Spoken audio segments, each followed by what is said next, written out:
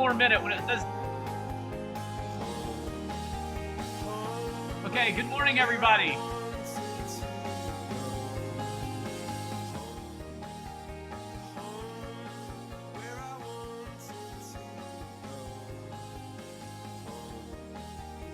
Give it just another couple seconds here.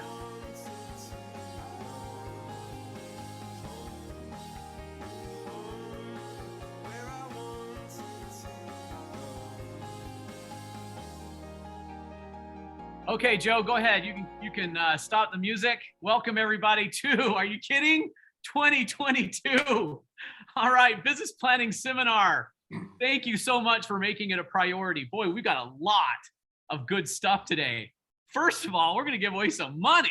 So I got everyone's attention, Steve. How much, Will? We're going to give away, we're going to do 4 drawings of $250 each, and then a grand prize cash at the end for $1,000. I've got it right here in the envelope, ready to go. Hopefully it'll have someone special's name on it. I'm sure it will. Well, without any further ado, you guys, I want to welcome you. I want to welcome all of our leadership team. Of course, our fabulous owner and CEO, Steve Roney's here to kind of kick this meeting off, and 2022, which is going to be fantastic for all of us. We had a great 2021. So Steve, the microphone is yours. Well, nobody could kick this off better than you, Will. So we're just delighted to be here today. And on behalf of our entire leadership team, thanks for doing this. The energy you put into this is incredible. What we learn is incredible. We're a very lucky company to have you at the heart of it. And in your honor this morning, because I knew I would be pumped up, I don't know if you can read this, but it's caffeine-free Diet Coke. So I figured I don't need any caffeine, so I'm going to be just fine without it as long as I'm hooked up with you. So with no further ado, let's dive into it. And thank you. And Will, in advance, I know the amount of energy that goes into this, and I know you'll be spent when this is over. So it's okay to go home, take a nap, lie down, rest, do whatever you need to do, to rejuvenate and stay away from the caffeine. Yeah. Okay. Great. Thank you so much, Steve. I appreciate that. We're lucky. I say it all the time. We're lucky to be here at Berkshire. We got a great thing going. We're all a little part of that, and could it be any better? I don't think so. So let me give you the agenda today. We got a lot on the docket. So here's what we're going to do. We're going to make sure you have your material. Let's start off with that. I hope you have that handy. If you do, show it in your video real quick. You've got this ready to go, or your coaching manual. All right. Nice job, you guys. Way to go. Okay. So have that ready because you're going to be taking notes and filling in some things there. We're going to do a drawing here in a minute. As a matter of fact, Joe or Jamie, you just tell me when you're ready to give away the first 250, and you just give me a thumbs up and we'll do it. Okay. Yeah, I'm typing furious 170 names. So yeah, right. Okay. Sounds good. So look, guys, we're going to go through the materials here on making our goals this year and clarifying them. We're going to test them a little bit, give you some perspective, some things to think about. At 10:40, Britain Covey will be joining us. He is the star of University of Utah football team, helped the Utes get to the Rose Bowl. He leads all college football in return yards. I've watched his highlight film already. Really amazing. And obviously he's a Covey, so he's going to have some good advice for us. Even though he's a young 24-year-old, he's learned a lot. He's got a great leadership DNA. So excited about that. And then Jimmy Burgess will join us after that. He's a newly appointed CEO of the Northwestern Florida Berkshire Hathaway. They have about 250 agents. He's kind of a co-part to me. He does a lot of training and real nice guy and eager to share 7 tips for 2022 on how to get a listing. So in the midst of all of that, we'll also give away the $2,000. So does that sound like it's worth our time today? Yeah. I wish we were together. I guess it's worth noting. So please use your chat and let's connect as best we can over technology. Steve, Jamie, I went back through and looked at pictures of us together. You know, it's been this is our what? We did 2020, over Zoom. We did 2021 over Zoom. Now we're doing 2022 over Zoom. So it's been a long time since we've had an in-person meeting. But I just want to tell you guys, we think about you often. We pray about your success and how we can help you, and hope that today we get a lot of answers today. I do have a general belief that there's answers to every question, and usually that lies in someone around me. So I hope you utilize the resources that are around you. It'd break my heart if you weren't, because they're there for you, and there's a lot of help here. Okay, so let's go ahead. I'm going to share my screen. Let's jump right into the content here. And we're going to go, right here, our planning.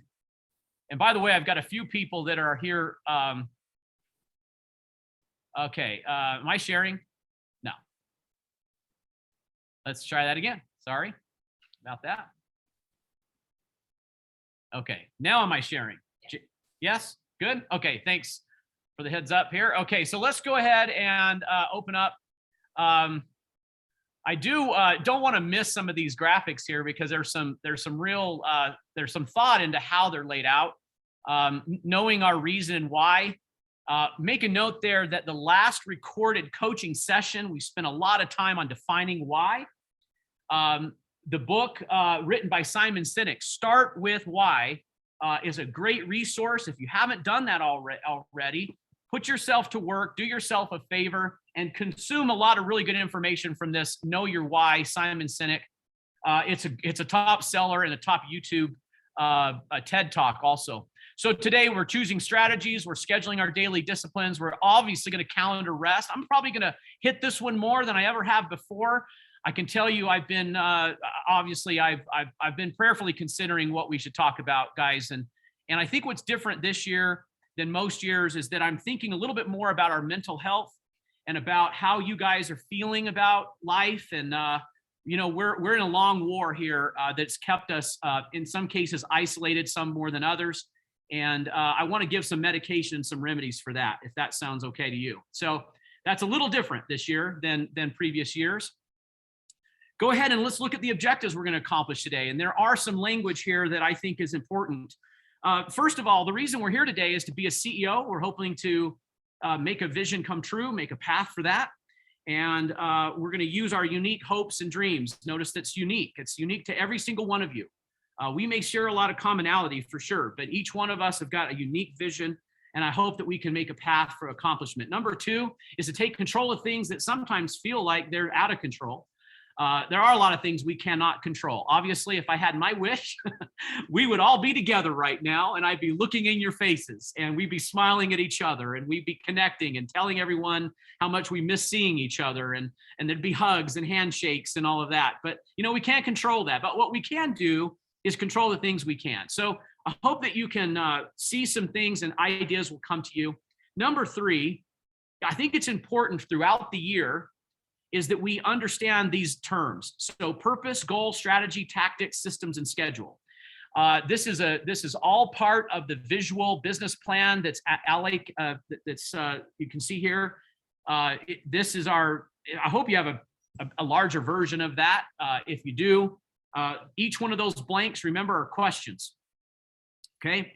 So the results, I hope, out of all of this, guys, is to improve your focus and efficiencies, to bring purpose to your prospecting, and to create a better understanding as to why, what, and how we do our business.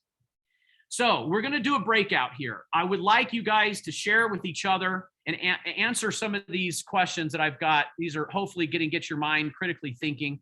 First of all, let's discuss this. Are we more effective when we have planned out our business? And I think you're going to say, well, yeah, but tell me why that is. And why don't we spend more time in the process of planning? What are the pitfalls there? Do we really believe we could be more effective if we write goals down and we have goals? If you believe that, then why is that so often not happening? If we write a business plan, why do we often not review it or modify it as needed? Sometimes shifts are needed as we get new information. And And then what can we do to do differently this time to not allow this time to go unleveraged in the time we spend for planning? So that's probably going to take you down a few different ways to go here. Joe, why don't we do groups of, God, I don't know. What do you think? Should we do groups of 6, maybe 8? Yeah, probably eight's probably the good way to go there. Eight. Let's do 8 then. Okay. Groups of 8. Let's divide us up. Why don't we do this for about,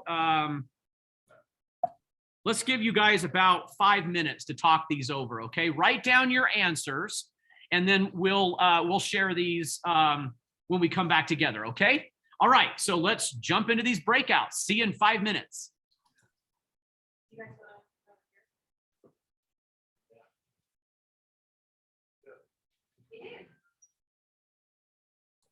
Are we ready, Joe? Almost? Yes. Okay, join a breakout. There we go. See you guys in 5 minutes.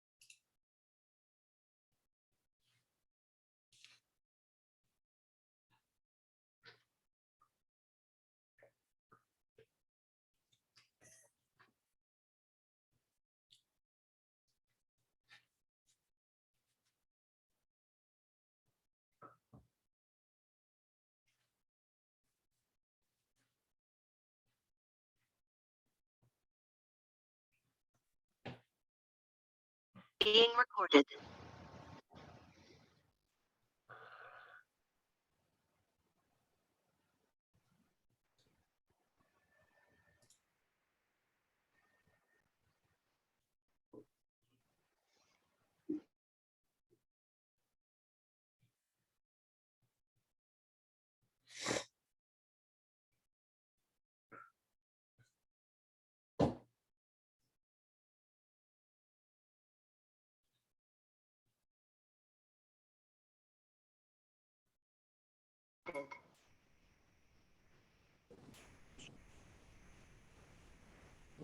We're back. We're back. Okay.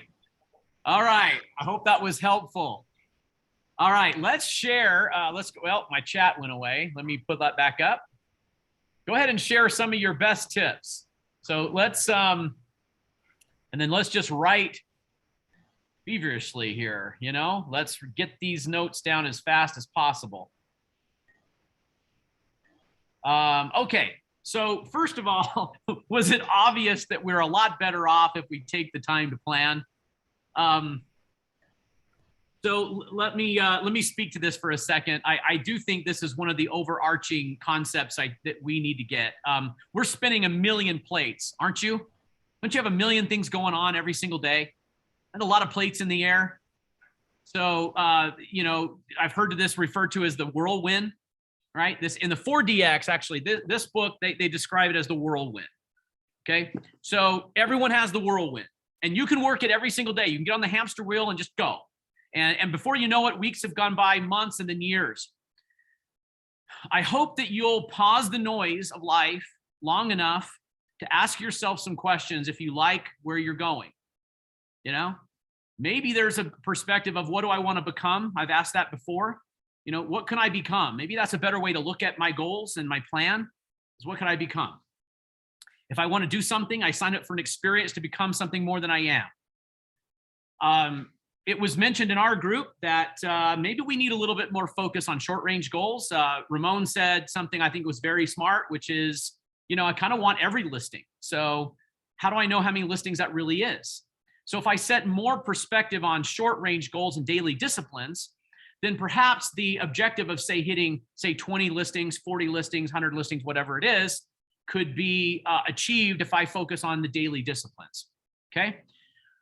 You guys grab your pens, write all these down, get the best things, get the gems written down so you can refer to it later.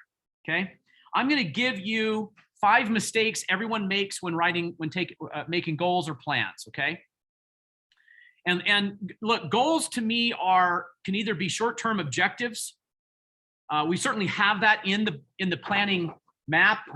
Right in the center here, we have a goal of income and per quarter, which is, you know, look, it's a pretty standard way for businesses to look at what do we want revenues to be on a quarterly basis. You are at your own business, so I think you do need to kind of break that down.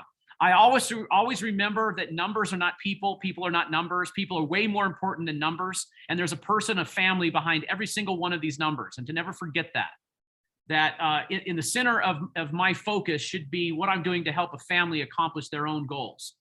Okay.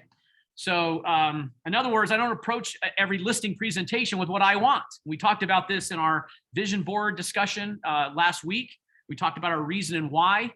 Can you imagine if you woke up every day and you looked at what you wanted? So things like business, so bank accounts, vacations, furniture, vacation homes, a car, boat, RV, side by side, new gun, new horse. Am I hitting everyone's personality that I know in this company? Am I hitting everybody?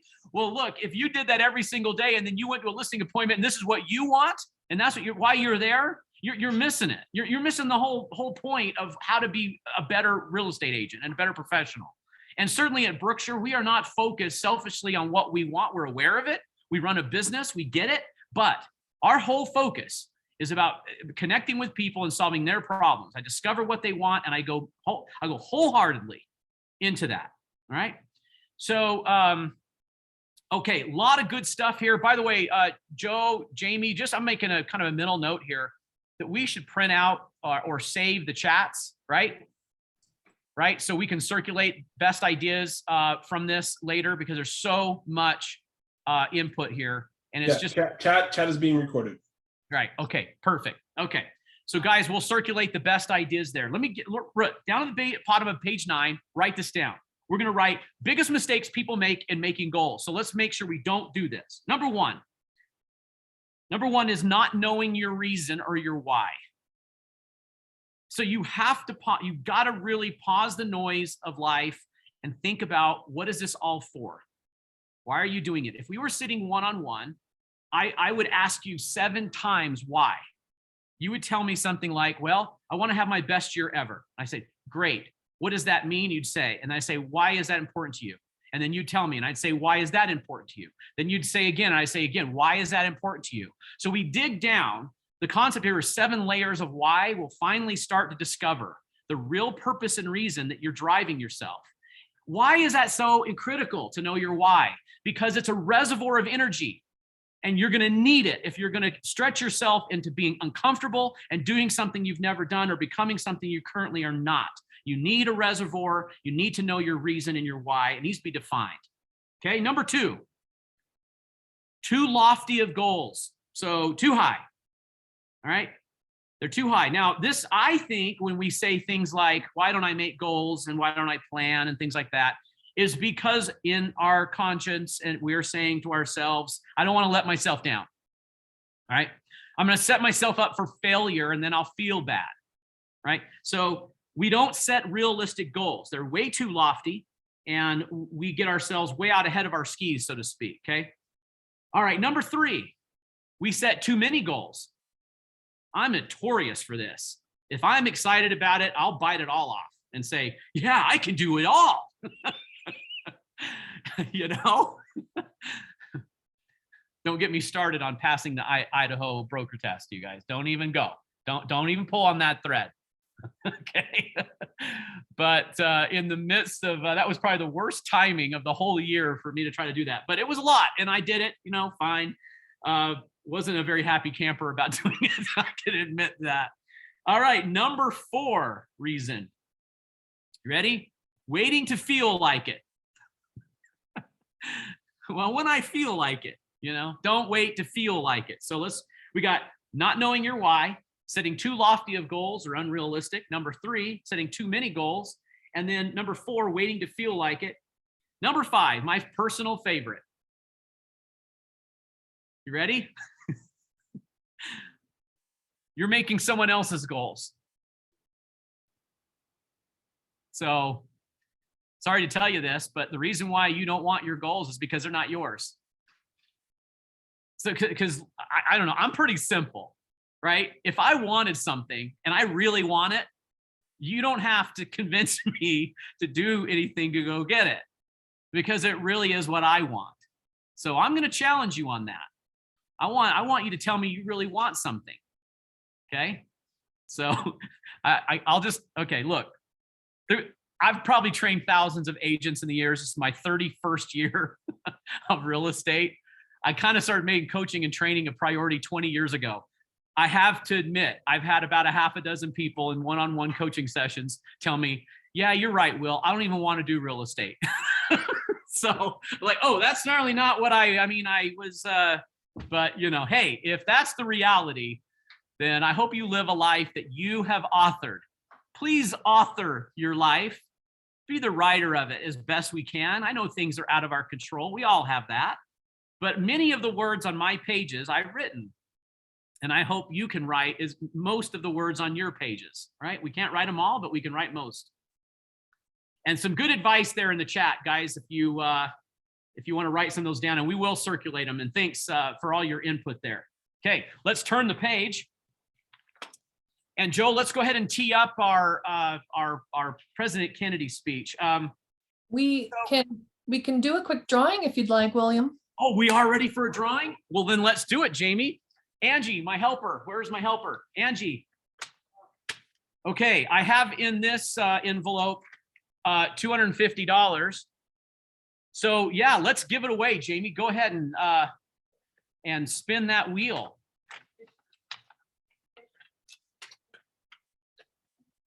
Okay, Angie's going to put the name on it. Let's see, who do we got? Who do we got? We have 180 people possible. Boy, you've been typing feverishly, haven't you, Jamie? John Bach, awesome. Great winner. Yes, everyone loves John Bach. One of our favorite agents, right? We're all favorites. Oh, so we don't like him that much anymore. Yay, John. Yeah, way to go, John. Congratulations. Okay, look, John, I got your name right there on the envelope. And Angie I'm handing it to Angie, and she's going to get it to you, okay? Congratulations. We'll do 3 more of those. Okay, so let's turn to page 10, or the next page is on is that page 10 in our handout? Just make sure. Or no, I guess we're page 4 on our handout. Page 4. Okay, look, why do I like the speech so much? This will be our 3rd year talking about this speech.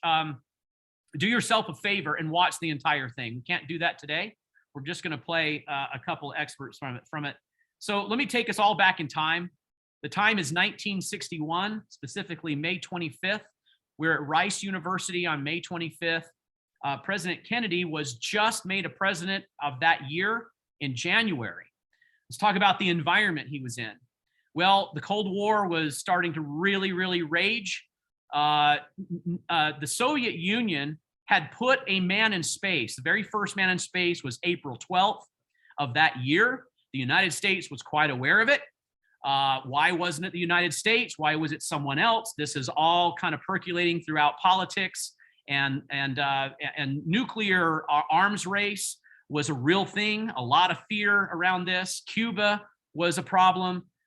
President Kennedy had his hands full, and here he is at Rice University.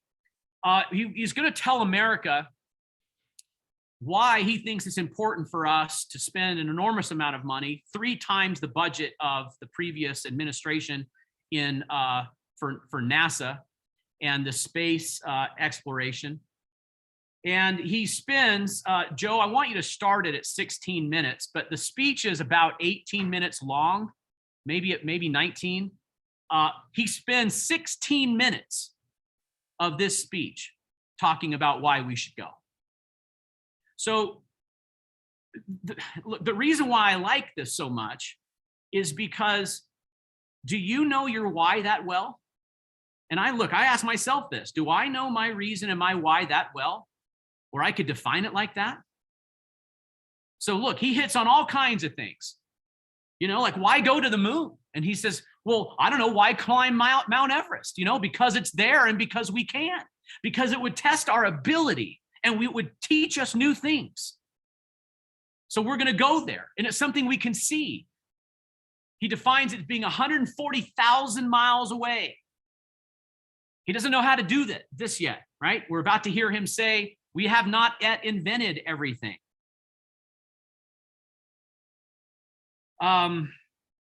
Certainly, he makes this argument that he wants to protect space. America should protect space because not become a place of war.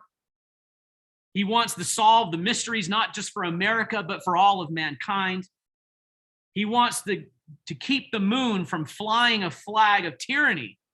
There was a real fear that a country would somehow stake a claim to the moon itself, and it might become, say, communist or non-democratic.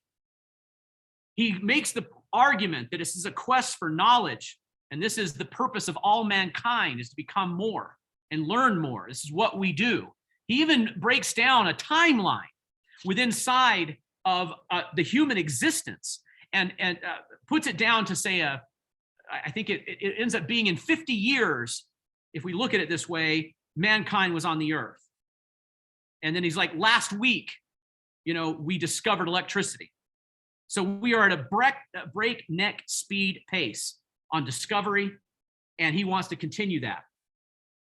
We want to learn new things. We want to be first. We cannot expect to lead the world if we do not lead in exploration. So all of this is the first part of his speech on why. Do yourself a favor, maybe today, tomorrow, tonight, whatever, when you study, listen to the entire thing and break it down, and you will learn a lot about how to set your own goals and how to define your why and your reason. He's an excellent speaker. He organizes his thoughts very well, and he's funny along the way, which is a good reminder for all of us to never take ourselves too seriously. Let's go ahead and play it then, Joe. Look, from here on 16 minutes, he will then start to describe how we will go, what tools we will need, and when we will get there. As you hear something that speaks to any of these, go ahead and write it down. And then I'll come back and summarize it up. I think we'll listen to this for about 3 minutes. Go ahead, Joe. Send to the moon 240,000 miles away from the control station in Houston, a giant rocket more than 300 feet tall, the length of this football field, made of new metal alloys, some of which have not yet been invented, capable of standing heat and stresses several times more than have ever been experienced, fitted together with a precision better than the finest watch, carrying all the equipment needed for propulsion, guidance, control, communications, food, and survival, on an untried mission to an unknown celestial body, and then return it safely to Earth, re-entering the atmosphere at speeds of over 25,000 miles per hour, causing heat about half that on the temperature of the sun, almost as hot as it is here today, and do all this, and do it right, and do it first. Before this decade is out, then we must be bold.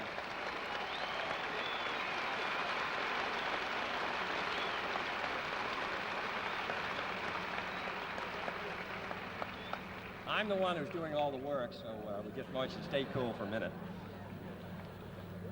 However, I think we're going to do it. And I think that we must pay what needs to be paid. I don't think we ought to waste any money, but I think we ought to do the job. And this will be done in the decade of the 60s. It may be done while some of you are still here at school at this college and university. It will be done during the terms of office of some of the people who sit here on this platform. But it will be done, and it will be done before the end of this decade. And I am delighted that this university is playing a part in putting a man on the moon as part of a great national effort of the United States of America.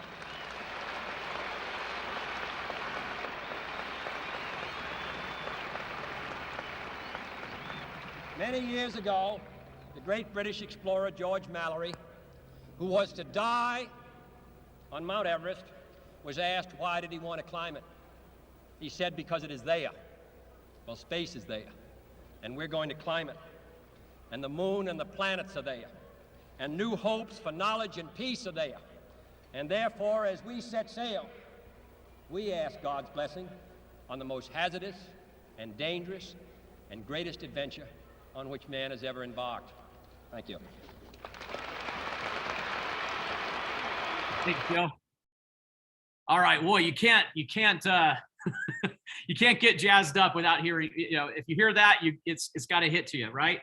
A lot of American pride, and there was a lot of fear and anxiety going on with America at that time. And so let me give you some answers to some of this, okay? So in the how, it's a rocket. He says it. We're going to use a rocket with guidance, with food. He actually calls it a Saturn rocket. That's earlier in the speech. The tools that are needed, new metal alloys, not yet invented. He even suggests that we don't know exactly how, every answer. He's also going to use a taxing system. And he has to put this out there. He's being criticized by spending too much, but he refers to it, the amount of the budget for space was less than Americans spent on tobacco. So he put it in perspective. I was like, interesting. So yes, it was a staggering amount, but that's how the budget was going to work. And he was going to use the smart people at Rice University and leverage them. Those are the tools. How about the win? Remember what he said on the win? What's the win? Okay, it was the 60s, right? Before this decade is out, in the 60s, he suggested some might still be at the university. You're like, okay, I got 9 years. Yeah, there's someone who's got a 9-year college plan going. See, the president says it's just fine to go to college for 9 years. All right. Well, look, sadly, President Kennedy did not get to see the fruits of his labor. We all know how his life tragically ended. Very sad day in American history. You know, I guess I'm intrigued by the journey of life for so many. We learn a lot from these tragedies, and hopefully America's a lot better off for it. I didn't know a lot about President Kennedy's politics. Frankly, I don't really care, you know, to dig into that divisiveness. I can tell you that I thought his ability to make a plan and to make it a really good argument and delivery of his reason, his why, his how was fantastic. So if you need a little oomph, listen to the entire thing, and it will help you think for yourself, what's your reason, what's your why, what's your how, and what tactics will you use, what tools will you use, and what's the win, okay? Was that helpful, you guys? Hope you got a lot out of that. I know we've done that for a while. We should be experts in this speech. Maybe there's more to it than that. Go to the next page, number 11. And let's see, do we have another drawing coming up? Let's see.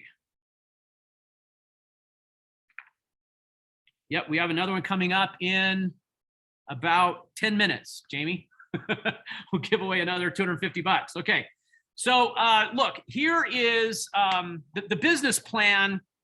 Back to sharing screen. The business plan map is the same it's been for the last, frankly, 4 years. So not changed much here. Okay. And I've thought about improving it and enhancing it. And frankly, it's really hard to change just basic truths about what this is. So let me walk you through it. Okay. First of all, notice that they're blanks. Okay. Every blank is a question, and only you can answer it. And they need answers. You're the CEO and leader of your business. We need to define the reason. The page I'm on is page 5 in the handout, Cecilia, and in the manual, it's page 11. Okay. So we're going to walk through this. I hope you can see my cursor. So this is where you define your reason and why. I'll share with you what mine is. My purpose is to help others reach their God-given potential. And it's something that I couldn't change if I wanted to. I can tell you that it's at the core of everything I do. That doesn't matter whether it's a family member, a friend, a neighbor, or a teammate, a workmate, a member of the leadership team, a friend in this office, or another agent anywhere else. My purpose in life is to help others reach their God-given potential. What is yours? Write it down. Get it defined. It'll be a good fuel for you. I can tell you what, when we get depressed, lost, anxious, we forget who we are, and we don't forget why we're here.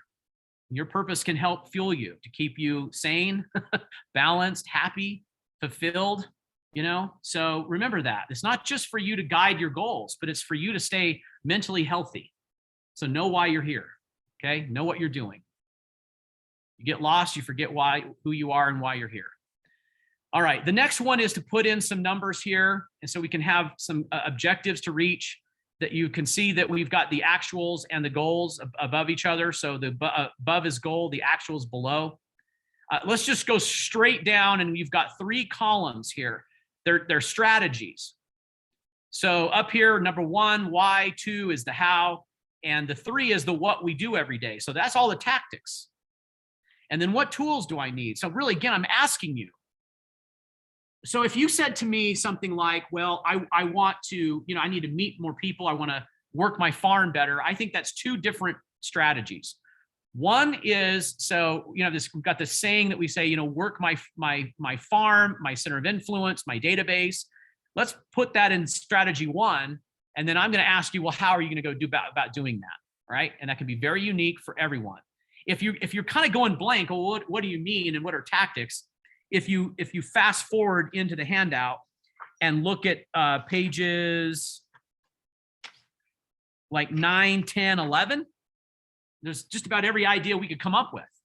And Jimmy Burgess is going to share some very specific ideas with us in about an hour, okay? And that might spark some ideas on what your tactics may be. So then we get down into the discipline. So let's just make sure that we're clear. There's my definition of purpose. By the way, I'm going to turn something on its head here. You'd say, well, my purpose in business is to earn money. Well, that's not very grand. Okay. I'll just say it like it is. I think I want to, so I'd ask you, what would you do with this money? And then, and you'd have all kinds of answers. Some of you might say, well, I pay my bills with it. I live on it. Great. Also not very inspiring. So what is inspiring about what you can do with money? Money may be the root of all evil, but it is also what causes so many great things to happen. Matter of fact, the first thing that rises to my mind, because my good friend Ramon was in our breakout group, how much did we spend, Ramon? Put it in the chat. How much have you raised for Shop with a Cop since you started? There's a staggering amount of money that was gone specifically to children on what their needs were. Put that in the chat, will you, Ramon? How much did you raise for Shop with a Cop? If anybody does know, it was a lot of money. You want something to be inspiring about why you go do something? There it is. $135,000 have gone to children that needed Christmas. What an amazing cause. So that's really inspiring. So what can you do with money this year? What can you do with your extra money this year? Okay. All right. Goal, I think you can read later. We've talked about the strategies. These are overarching. These are some lingo. I admit, guys, it's probably me choosing how we're going to describe these things. So my wish here is that we just can all speak the same language. Okay. To me, a strategy is an overarching goal. Okay. So, I have an example here. So if you have to after reviewing data, one strategy may be to obtain more listings within a certain geographical area. Okay. That could be a strategy. The tactics are below it on what make that happen. Okay. Then we challenge ourselves by asking, what tools or systems may I use? This is where I would hope that you understand what's in your toolbox. So you're aware of what's in your toolbox, which tool can help you with your strategies and tactics. The fact is we have many tools, but not every tool is for every strategy or tactic, right? Now, what if I'm unaware of what's in my toolbox? Then I'm not going to be as effective and efficient. So perhaps one of my goals could be is to better my understanding of the tools in which are in my toolbox. That would be a very, very good goal. Okay. All right. The schedule is the daily discipline. I think this is where the rubber hits the road. And this is where we put tactics to work. This is my daily schedule. I could simply say to each of you, connect with 5 people a day. Done. Connect with 5 people a day. Right? And that would reside in the schedule. And I would say, how would you connect? And then you would tell me. Some people would go walk a neighborhood. We've got agents who do that. Some would email, text, call, send something, newsletters. Connect with 5 people, meaningful contacts, I would say, meaningful contacts a day. You want a simple plan? Do that. You want a simple plan that will work? 5 meaningful contacts every single day. And by the way, you want to help your mental health? When they're meaningful contacts, You put your head on your pillow, you feel good about what you did today when they're meaningful. You check boxes, you're going through the motions, you'll miss the point. All right, guys? So meaningful contacts. And where does that reside within my strategies, tools, schedule? What tools would I use? Okay, the next couple of sheets, and then let's do a drawing. Look, this is just the business map reformatted. That's all it is. So if you want more space to write tactics out instead of the small boxes, no problem. There it is. Okay, it's just the business map formulated, right? So here's my little emoji. This is Will talking to you. Use this when more detail is needed to describe strategy, tactics, and tools, okay? So that's all that is. Clearly, we're not today going to have this all filled out, are we? Okay. All right, I'm going to stop sharing. Jamie, let's give away another 250 bucks. Now we have 193. Maybe word is out that we're giving away real cash here today. And I'm going to grab Angie, my helper. Isn't it funny how that word travels so fast? Yeah. We're monitoring their text messages or something, you know?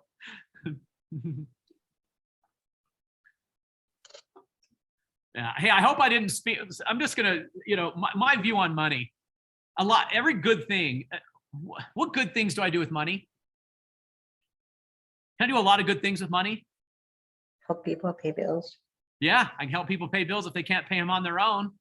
I could pay for their heat, their water, power. I could feed them. I could send a grandchild to college. I could send someone who can't go to college. I could help pay for education. I can pay for shelter, right? I could pay for transportation. I could pay for medicines. So, you know, our view of money, I hope we don't look at money as something that's bad. You know, it's what you do with it, right? And that can be very inspiring. So, all right, here we go. Jamie, let's spin that wheel. Who's gonna be lucky today?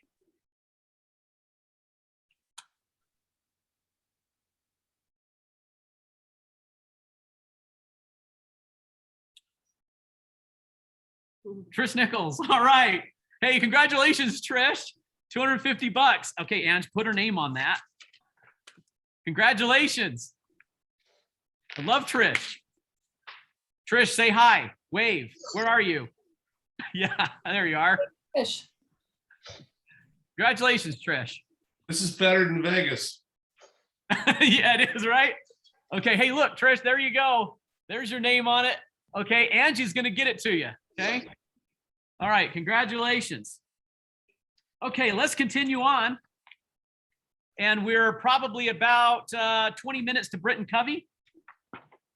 So in your handout, you guys, the breakdown of a lot of different detail on which kind of tactics and strategies that we can use are all listed in page 9, 10, and 11. They're kind of color coded, and you've got digital contacts, personal contacts, print media, a lot of different ideas there. I want to take you to page 13 where we've got the calendar. One of my mentors told me, he goes, Will, I'll ask you the question. What tool is most underutilized that would have the most powerful effect and is the simplest to use? And I'm like, I don't know, you stumped me. Go ahead, what is it? He says, the calendar. I said, huh, okay, great.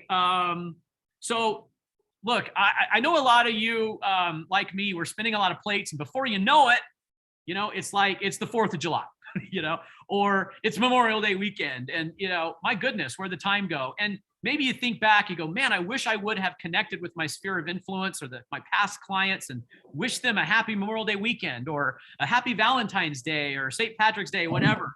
And maybe you feel like you've missed some things. So look, don't schedule something, you know, that's like this week that has to be done. Let's get out ahead of this. How about that? How about the efforts in January to support marketing and prospecting efforts in February? So I'm just going to challenge you here to use your calendar, make some decisions. Look, a lot of you are really good at client appreciation events and things like that. And I think they're fantastic, or gifts and things. Look, I got pies this year for some of our agents, and they were showing me what they did to say thank you to their past clients. and I got a pie in the mail, you know? And I thought, wow, how cool is that, right? Personal handwritten note. And I thought, how nice is that? Talk about a meaningful contact, right? So what would be your meaningful ways to connect, say thank you, show gratitude to your past clients? What could you do? Look, you can't do everything. You can't do it every day. You can't do it every week, and probably not every month. So get the calendar down on what you're going to do and when you're going to do it. Okay. Sound good? All right. So let's use this underutilized, most powerful resource. The calendar puts a date and a deadline, so it's got built-in accountability to it. You can get out ahead of it, so you shouldn't be overwhelmed by what you're putting out on this calendar. I think if it were me, I'd be really challenging you to put something on the calendar for February, March, April, and so on. And we'd probably be skipping January for right now. But everyone's situation's a little different.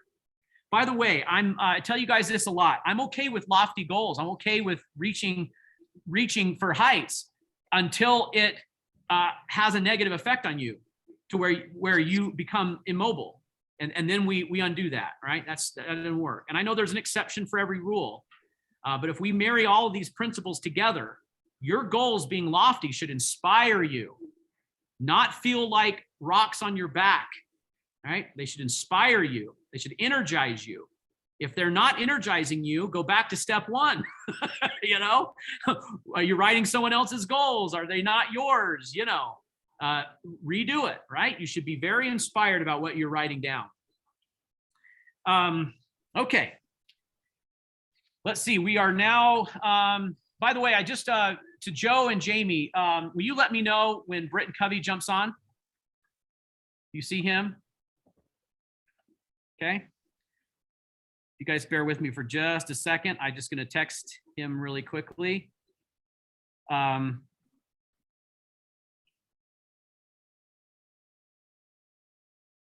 Okay. All right, let's continue on then. So let's make a goal to use that calendar. Now we're going to go to we're going to look at the goal setting cycle. I want to tell you, this is really important to know the difference in our planning map and the goal planning cycle. Okay. See my little emoji there on page, I guess we're on page 16. On page 16, little emoji says, use this for objectives, leading measures, activities, and personal goals. I think another must read is the 4 disciplines of execution. If you don't have this, make a note of it.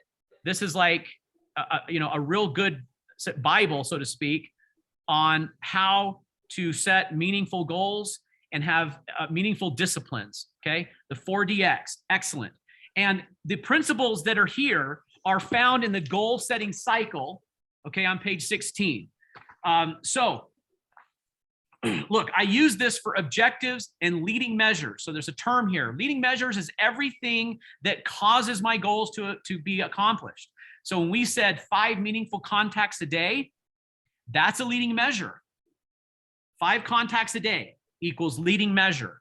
A lagging measure is what the effect of those leading measures are, meaning things like listings, under contracts, pendings, closings, revenue, units, GCI, all those things that we talk about in our business are lagging measures. Leading measures are the things that make those things happen, okay? So what we do here is like I might say to myself, look, to be healthy, I need to go to the gym 4 times a week. If I wanted to, say, run a half marathon, I would say I need to average 20 miles a week, right? With 1 run that's 8 hours. If I wanted to improve my prospecting, then I would say, okay, I've got my 5 contacts a day. I also need to improve my database. What's my objectives there? So those are all leading measures.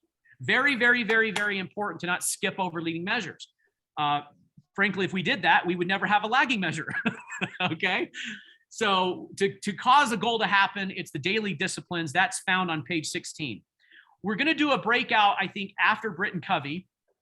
When we come back on this, I would like you to start to write down some things. Let me teach you some of the principles, and I'm just waiting for Britain to arrive. So we're just going to keep trucking until he gets here. So let's talk about each one of these principles. Okay. Okay. So you can see that we have 5 principles to goal setting. We've got define the goal, establish where you are. Number 2, number 3, define, plan obstacles. There's always seems to be something in the way. All right. We have scoreboard, tracking, and accountability.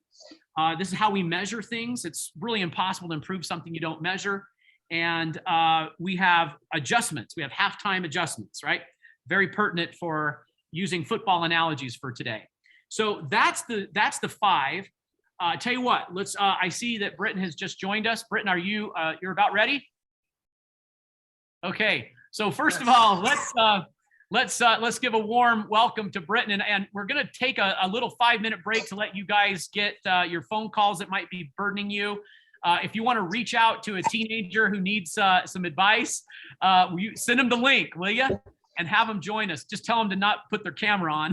We don't want any distractions here, but invite anyone who needs some help. So Britain, why don't you go ahead and get your slides ready and everything, and then we come back, I'll read your intro, and you guys, let's take a 5-minute break. So at 10:35, we will begin, okay? All right, 5 minutes. Thanks, everyone. Welcome, Britain. Hey, Will, how's it going? Great. Glad you're with us. Thank you so much. Hey, you made me a host so I can share. Yeah, you got it. Joe or Jamie, can you make Britain a host? Yes, I think. We're on it. I love your shirt, Britain. Oh, thank you. My wife told me to wear this one, so I go with what she's. She's a smart lady. I agree. Yeah.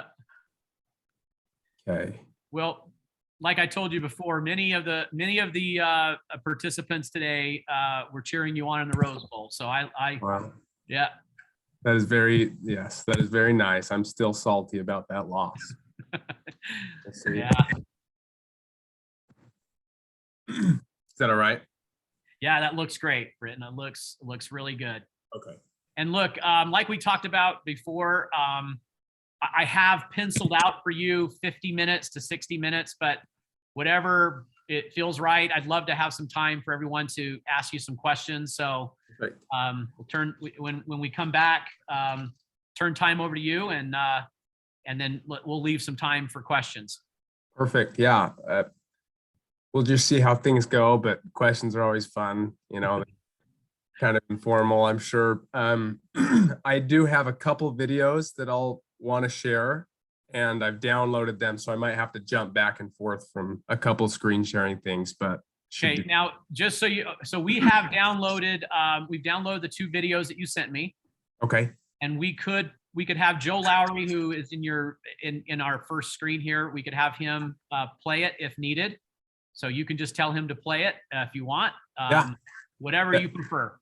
Yeah, that'd be great. I actually have a couple different videos for my part. Yeah, they're smaller. So, okay. But first video, yeah, you can, if you want, you can share that. Okay, that's great. And we are recording today. I hope that's okay. Yes, all good. Okay, so I won't bag on Coach Whittingham too much. Okay. Yeah. Okay. Yeah, we usually like to send it out to those that weren't able to make it, and then we save it on our intranet site to be consumed later. So you can read your chat. I think someone wants to run for president. Oh, president of what? Hey, while we're just killing the time, what does it feel like to stand back there at that 20-yard line waiting for a punt and having 50,000 Ute fans yelling Covey, Covey? What does that feel like? It's weird when you have a helmet on and you're in a crowd. It's like the volume turns down. You can barely hear anything because you're so focused, and punt return is the scariest thing in the world anyway. So I don't really pay attention to the crowd that much in the moment, because if I do, I'll probably drop the punt and they'll no longer chant my name, right? It's pretty scary to be back there. You just I have to visualize it every day. Otherwise I get, you can psych yourself out in the moment. Makes sense. Well, I told you this before. I know we're killing time here. Just wait a couple more minutes. But I still think the most exciting football play I've ever seen live was your punt return against Oregon, because we were sitting in the south end zone in the suites there. Really? And you were running like right towards us. So it was just so cool to see all those cutbacks, and you finally skirt that out of bounds line, and realizing you were still in bounds. And that was just so fun to watch. Well, thanks, Will. I don't know. I'm surprised they kicked it to me to this day. I don't really know why they did. Not complaining. It was great. Yeah. And that, if I remember right, we had to call timeout to save about like 11 seconds, right? Yeah. So Coach Witt and I had an agreement early on in the season that they were trying to run out the clock before halftime, and we had timeouts that he would use them so that we would get an opportunity for a punt return. And nice. So he promised me that he would do that, and that was during fall camp. And so that situation came up twice during the season, and we did it both times. It's pretty fun. It never, I guess in the moment, it didn't dawn on me that there was a strategy there, but it certainly worked to our benefit and our favor. And, we're talking about all these elements that cause things to happen. You guys, I told Britain in our kind of pre, rehearsal that he should write a book or a talk about know your blockers. Who are your blockers? And sometimes the coach is a blocker because he has a strategy there to call timeout to give you time. And it took a whole team, for that to happen. And that's pretty neat. When I was a quarterback in high school, every home game win, my dad would take the offensive line out to eat and pay for them to eat, because we knew who my blockers were, right? Yeah. Boys up front, the only reason why I walked off the field. So I think that's a pretty good analogy there. That's great. All right, one more minute.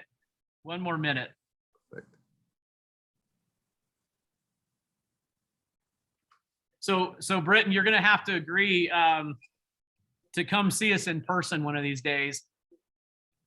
Would love to. Absolutely. I think we had a lot of people that were like, well, hey, if I bring my Ute jersey, will he sign it? Yeah, of course. Even if it's a BYU jersey, I'll sign it. We've got a few BYU fans on here today. So, but sure. Yeah, we'll have to invite you when we get back to in person. We'll have to invite you to our Park City sales meeting one of these times, and then maybe something down here in Salt Lake. So yeah. I'm in California right now, training with a couple receivers coaches, and at my agent's facility. I'm actually in my agent's office right now, so he was nice enough to let me use it. Nice. So go ahead and unmute, Steve. Britain, this is Steve Roney and my wife Karen. We're the owners of the company, and I just want to tell you how exciting this season was. Watching you was just an absolute pleasure. We're Crimson Club members, go to all the games, went to the Rose Bowl. Anyway, you had a great season, and you're a joy to watch, and we wish you the best in the NFL. Absolutely. It was very thank you. It's nice to meet you guys too. Thank you. And if you ever want to reading these comments, they're so nice. I'm sorry. If you ever want a career in real estate, let us know. Okay, I got to get my license first. I'd be remiss if I didn't ask. And to respond to Colton's comment, yes, I'll sign your exclusive buyer broker agreement.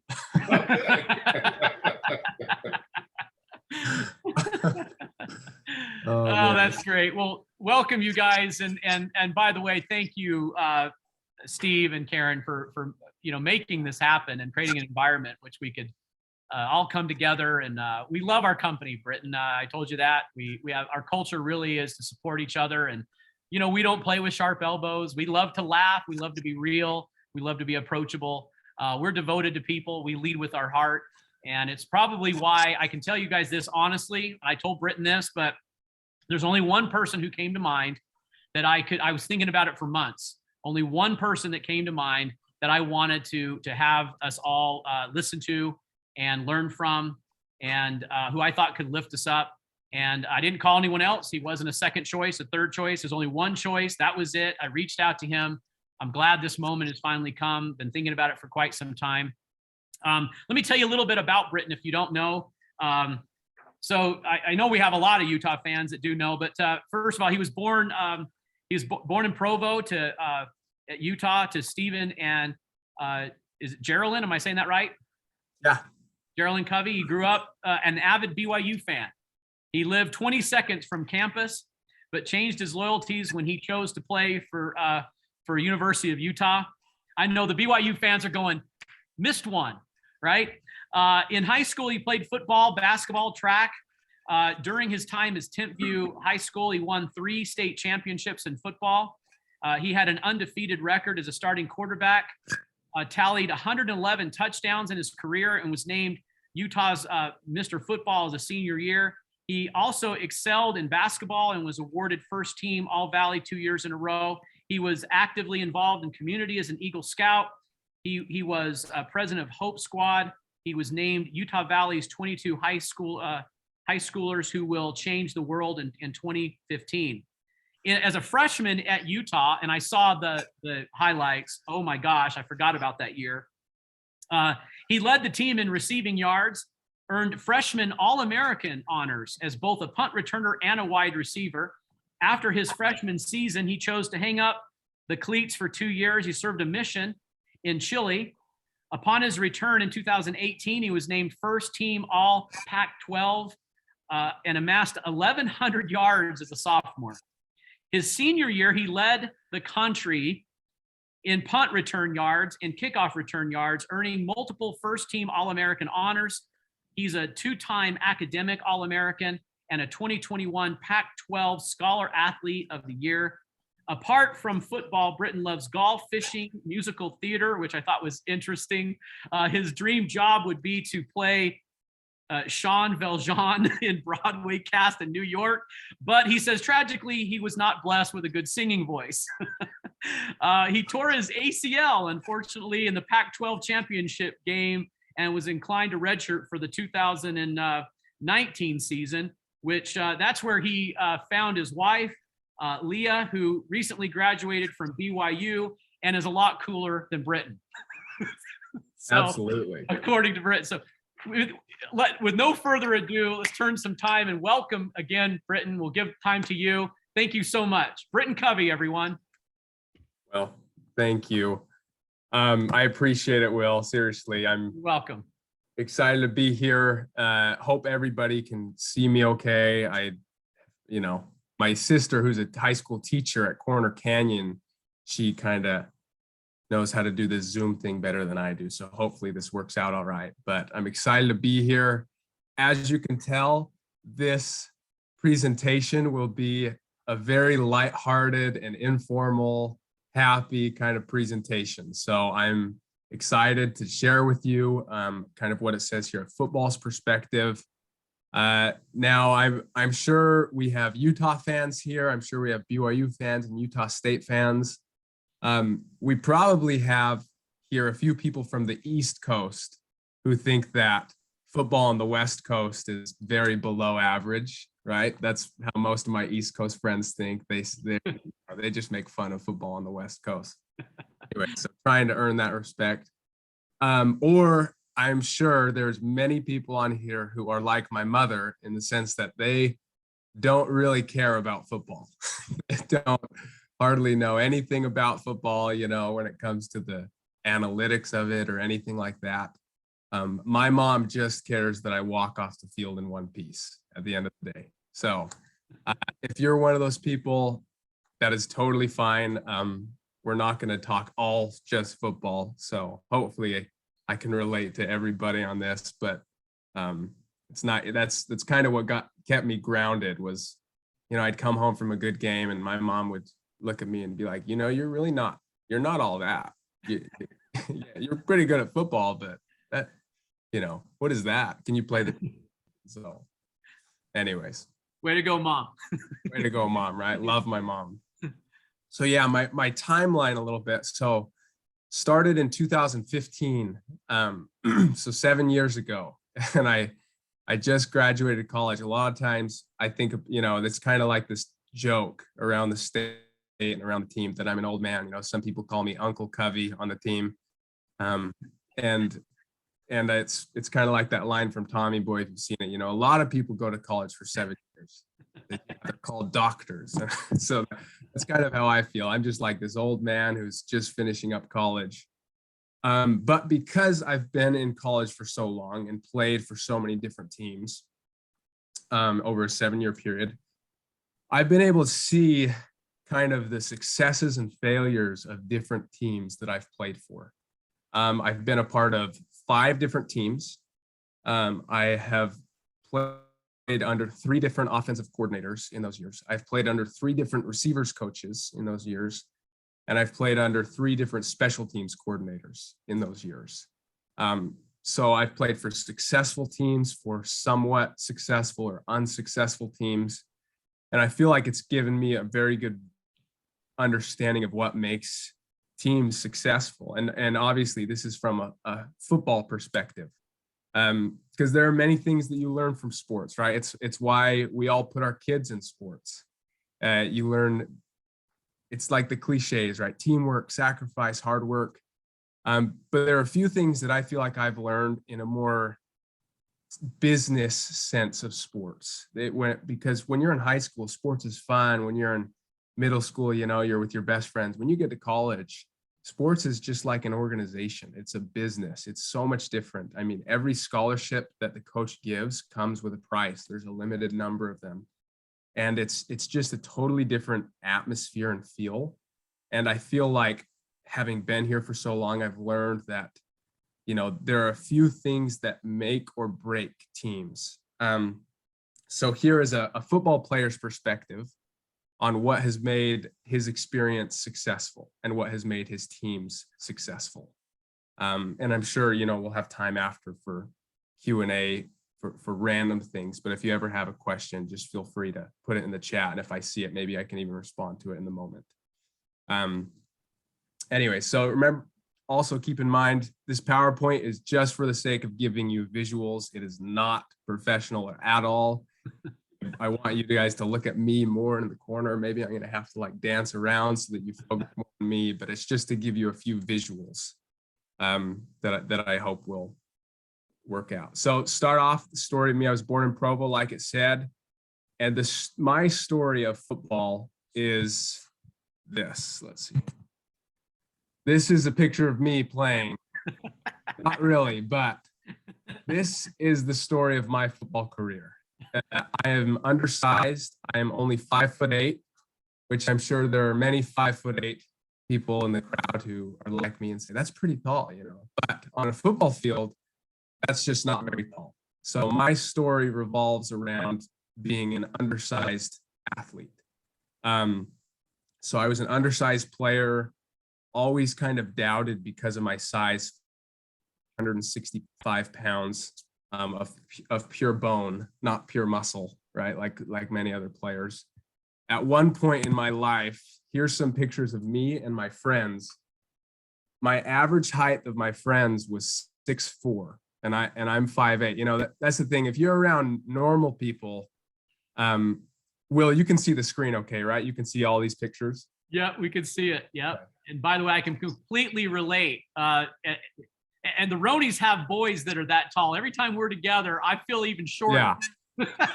Well, exactly. So imagine how I feel. You know, if I'm around more normal people, you feel pretty good. Like on Chile, I felt like a giant on my mission. It was wonderful. I felt, you know, but being around football players my whole life, I felt like a very small person, basically, because I'm around guys who the average height is about 6'4". I mean, you can look at some of those. The guy in the middle, Bama Deliolaseni, he's 6'8". Devin Kafusi here, he's 6'9". So I have always kind of been doubted because of my size.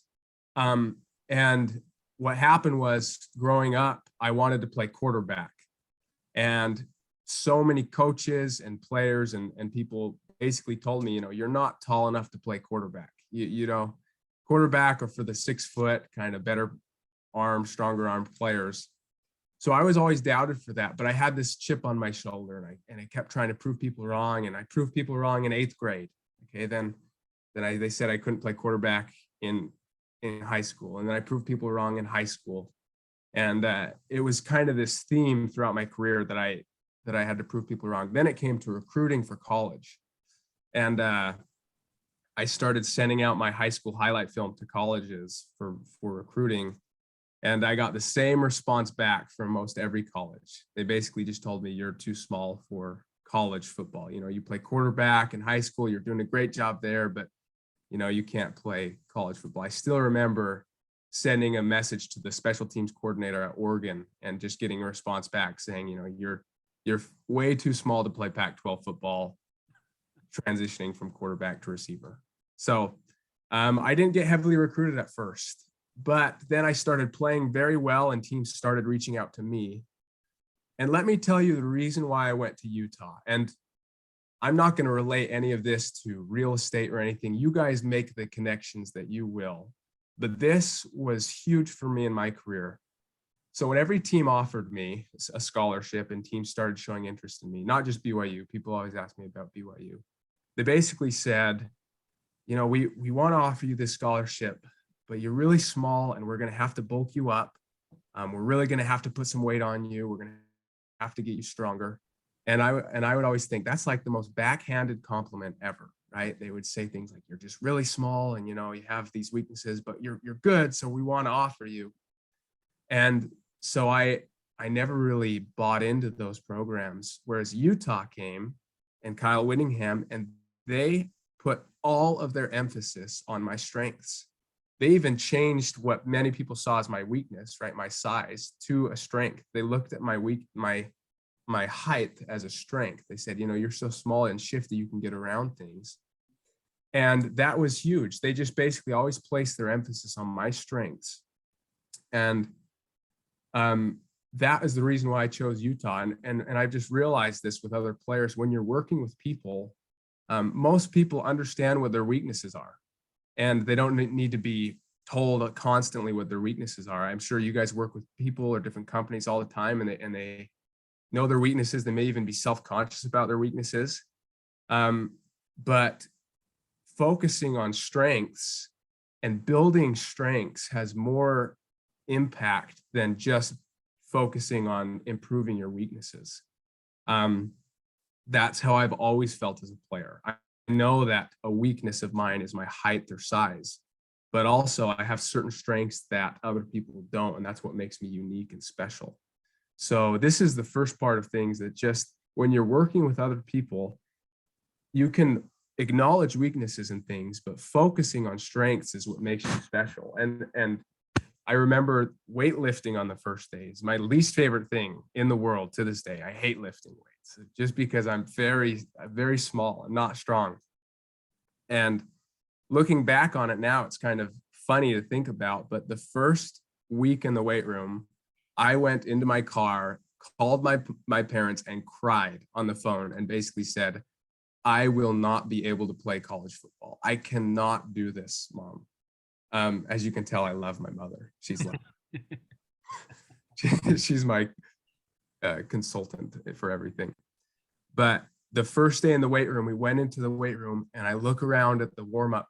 The warm-up weight that they had for the whole team was my max weight that I could do. And it was the warm-up weight as the general weight for the whole team. And I just was in shock. I could not believe that it was that way. And it was really hard for me. I mean, it's, you know, I look back at it now and I can totally laugh because of things, but in the moment it was really difficult. I didn't know if I'd ever play or I'd ever be able to please people. And then we went out to the field and it started to get in my head and I was really frustrated. And then my coach called me in and he said, Covey, I can tell you're frustrated. What's up? And I was like, Coach, I'm really struggling in the weight room. I'm frustrated with these things. And he basically said, Covey, we didn't bring you here to be the strong guy on the team. We're not asking you to block linebackers, was the exact thing that he told me.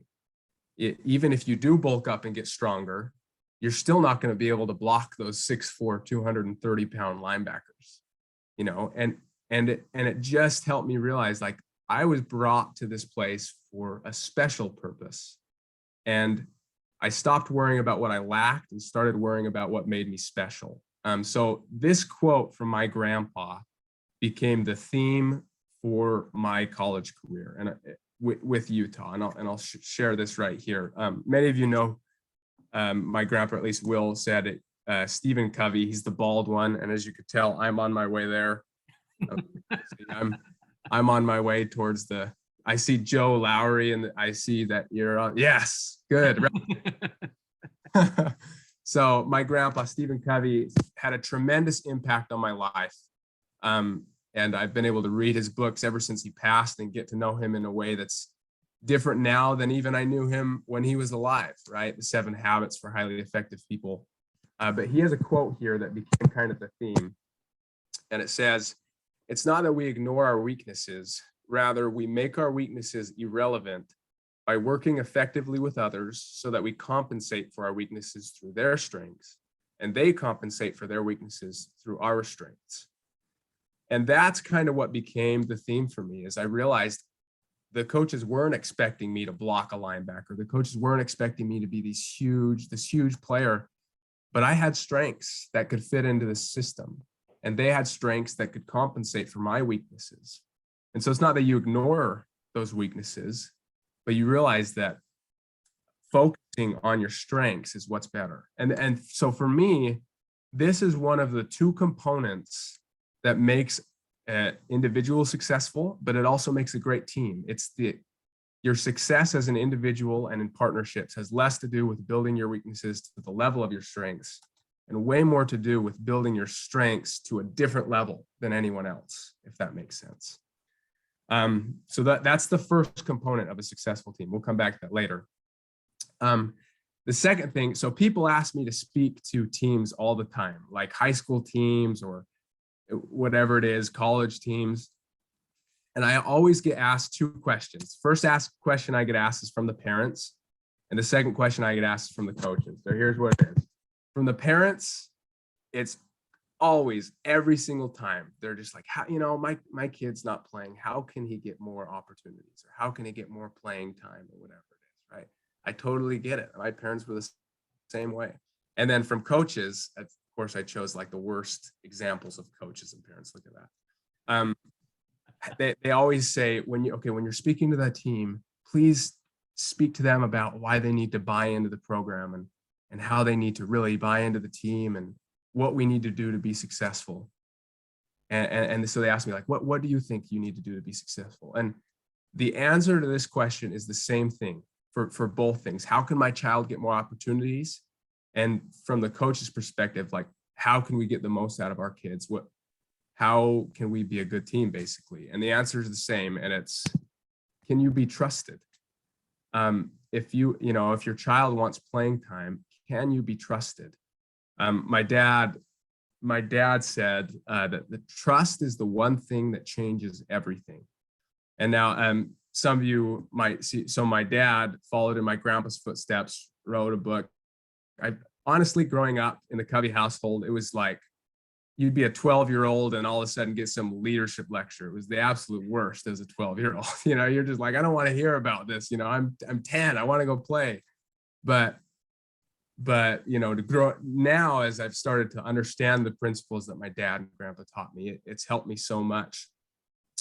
So my dad always tells me that when you speak of trust, and when he goes and he presents and he speaks about trust, so many people go like this. They basically sit back and they say, okay, here we go. We're going to hear some lecture on a soft skill that, is just has nothing to do with our actual production or our results or anything like that. People see it as just this soft virtue, like, okay, we're going to hear about trust and how we need to trust each other. But what people don't realize is trust has quantifiable results that come from it. You can basically measure the amount of trust in things and their results. This was the number one driving factor in what made every year successful or unsuccessful for Utah football. And it is what I feel for every sports team, and I'm sure every organization, was how much trust there is. And so, my dad always uses the example of when there's high trust in something, the speed of everything goes up and the cost goes down. It's kind of like, I don't remember because I was alive, but I was really little. But you used to be able to go through the airport, so I'm told, a lot quicker than you are today, right? Pre 9/11, I heard you could just go in and show your ID. I don't even know if you had to show your ID, but you could just board. And then obviously 9/11 happened, and what happened? The trust in the society went way down, obviously for understandable reasons, but the speed at which you could go through the airport probably tripled or however much. And the cost, so the speed went way down and the cost went way up because they had to have so many more staff and so many more people working on this. So when the trust is low, the speed of everything just goes way down and the cost of everything goes way up. When the trust is high, the speed at which things get done is way up and the cost goes way down. So as a team, being trusted is by far the most important thing. And I've got 3 examples, and some football junkies will love this. I can't see everyone's screen, but I'm sure there are some football junkies in this. And now we're going to kind of get more into the actual details of football. And I hope that is all right. For those who are not, please bear with me. I will try and make it easy to understand for everybody. We're going to watch a little bit of film, so you're going to get into the mind of, Coach Witt and those things. And we're gonna go through how there's 3 different aspects of trust that make or break a team. There's from coach to player, from player to player, and from player to coach. Now, I don't know what the equivalent of this is in the real estate side. You make that connection. Maybe it's client to agent or whatever it is. But these 3 levels of trust are what made or broke our teams. So let's go here. So I have what is called the Jalen Johnson effect. Okay, this is for some football junkies. I'm sure there are many people here who know who Jalen Johnson is, but if you don't, Jalen Johnson is one of the best cornerbacks in the NFL right now. He's my very good friend. I played with him for 2 years in 2018 and 2019, and he is just a stud. Unbelievable, 6'2", great body type for football, really smart, really great player. Well, there's something called the Jalen Johnson effect. So our 2019 defense was statistically ranked one of the top 3 defenses in the country. And, everybody likes to point out, oh, it's because you had this player and this player and this player. I honestly think it had more to do with this effect than anything else. It's the Jalen Johnson effect. And here's what it is. Jalen Johnson was so good at what he did, the coaches trusted him so much that they basically said, we're going to let you do your own thing and focus on everybody else. So here's where it might be difficult to understand for those who aren't football nerds. Here's what's called a coverage on defense. Okay, this is called 2-man under. And I'm going to try and explain this. So the squares are the offense, okay? And then the circles are the defense. Now, Jalen Johnson plays the position that says FC. It's the field corner, okay? So he plays what's FC, and you see that red arrow going to the Z. So he guards the Z receiver. Okay, stay with me. He guards the Z receiver. Now the FS, the free safety, you see that big bubble above him. That is basically saying that he is the safety net for the half of the field. And then the BS, the boundary safety, he's the safety net for the other half of the field. So if the Z receiver beats the field corner, the FC, there's always a safety back there, the FS, and he's got that whole half of the field to basically say, if the corner can't cover him, don't worry, I've got your back. Well, Jalen Johnson was so good at being the FC, the field corner, that we took the FS, the free safety, and we said, you don't even need to be a safety net. We trust Jalen Johnson enough that we're going to send you to go get the quarterback. And we're going to put Jalen Johnson one-on-one with that receiver with no safety over the top because we trust him that much. So in 2019, Jalen was so good and so trustworthy that our defensive coordinator basically had one extra player in every single scheme because he didn't have to have this safety net over the top. And so I've got an example of this. I'm going to share a video. I really hope it works. Let's see. Let's see this. Just a second. Okay, can everybody see this video? Yep. Okay, so watch this video. You're gonna see a great play, and then I'm gonna rewatch it and explain to you how Jalen Johnson had to do with this play. 0, 3rd and 10. Safety blitz again. They got it. The ball's loose. It's recovered by Tafua, and no one will stop him.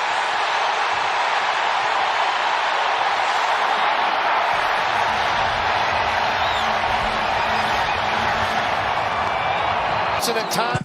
All right, so I'm gonna explain this. Number 23 at the bottom of the screen.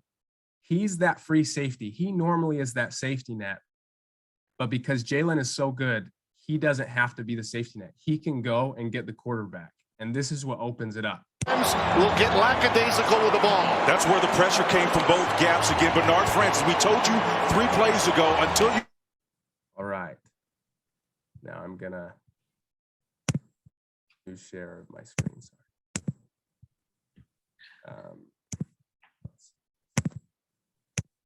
While you're doing that, Britt, I want you to know my text messages are blowing up by all the giddy Utah fans. Okay, so I know it's hard to get feedback on Zoom and everyone's quiet, but yeah. Well, I hope this is making sense. Even if you don't like football, the whole point of this is you saw how when you have trust, this is what happens to your playbook.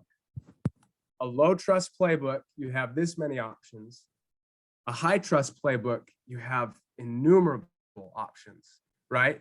Because they trusted Jalen Johnson so much, our defensive coordinator had an extra player in every scheme. And the amount of things that we could do because of that high trust tripled. Whereas when you have players that you don't trust, the amount of things that you can do is diminished. And so that trust really was the number one factor. And so you can look at it and say, oh, okay, I got to trust you. No, when you trust a player, the amount of things that you can do changes. Okay. I've got one. Okay. So a lot of people say to me, well, it's just natural talent. Okay. Jalen Johnson is just unbelievable. Well, I'm going to go through, I've got 5 players here on the screen, player A, B, C, D, and E. Here are their respective 40 times, 100-meter dash times, and 225 bench press. I'm going to put this down. Now, as you can see, player A, B, C, and D are lightning fast, and they've had amazing 100-meter times, but they're also really strong. They put up 15 reps on the 225 bench test, so 12 reps, 15 reps. Player E, he's pretty fast. He never timed his 100-meter, and he only got up the 225 bench test 2 times. So if you were going to not play one of these players based off of just, the anonymous, who would it be? It would be player E, right? He's not as strong, not quite as fast. Well, I was player E. Hello, player E. I was not as fast. I didn't want to put the names of these players on, but player A, B, C, and D, they all have names. When I came into college, I was the 4th string receiver and the 3rd string punt returner. I had to work my way up, and player A, B, C, and D, they all have names, but I don't want to divulge them here. They'd probably be mad at me. But they were faster than me. They were stronger than me. And I was the 4th string coming out of high school. So why did I play? Why did I play over those players? If they had more natural talent than me, and it came down to one simple thing, because I could catch punts. That's all it was, is those players were better than me, faster than me, but I could catch punts. And Coach Witt knew that he could trust me to go out there and catch punts. Something so simple that you don't even think about. They were so good at running with the ball, but they couldn't catch punts. And even though Covey may not be as strong, at least I know that when I put him out there, I can trust him to catch the punt. So I don't know what that equivalent is for you guys. What is your equivalent of just catching the punt? Everybody has God-given talents. Maybe you're a people person and you're unbelievable at that, or maybe you're amazing at crunching numbers and that's why you were hired, or whatever it is. But what is your equivalent of just catching the punt that you need to be trusted? Maybe it's your communication. You always respond to someone. You always show up to the meeting on time. That one thing that will make or break things because everybody has some natural talent. So remember, trust, it increases just your options and abilities. I have one more example of this. So that was coach to player, right? This is the Jalen Johnson effect. This is a coach trusting a player. Now we're going to go player trusting a player. Football nerds, you'll like this one as well. This is called the choice route. Okay, now I'm going to teach you a little bit of offensive scheme. I taught you some defensive scheme. This is offensive scheme. The little box that's highlighted, that's my position. It's the slot receiver. And you see those little dotted lines?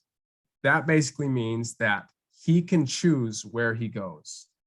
Everybody else has a defined route. They go here, they go there, but that receiver has dotted lines. In fact, the one that we ran in our offense, you could put 10 more dotted lines that basically say, you have the option to go here, to go here, to go there, to go there, to go there, to go there. It all just comes down to the quarterback trusting you to be in the right spot. This play is very risky to run if your quarterback does not have high trust in you. But if your quarterback has high trust in you, it's an unguardable play because it's so complex. You have to trust the receiver to be in the exact right spot, no matter what. I've got one more video to explain this. So right here. Okay, so this was the Ohio State game, right? This is the Rose Bowl that many people saw. Well, I'm here in the slot, so I'm near the bottom of the screen. And we ran this choice route. I can basically do any route that I want to do. I can go in, I can go up, I can go sideways. And it comes down to camerizing the quarterback, trusting me enough to just be in the right spot. He's not looking for any other player. He's just saying, I trust Covey enough to be in that right spot. So here's where season. Empty backfield and rising, delivers a strike. Covey darting to the end zone. Touchdown, Utah! As the underdog Utes strike first. Impressive high-tempo drive.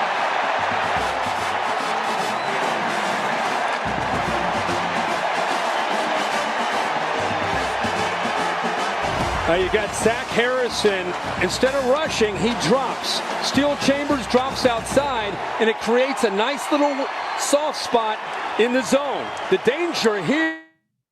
So as you could see there, it came down to just being able to do that play because Cam Rising trusted me enough to be able to run that play.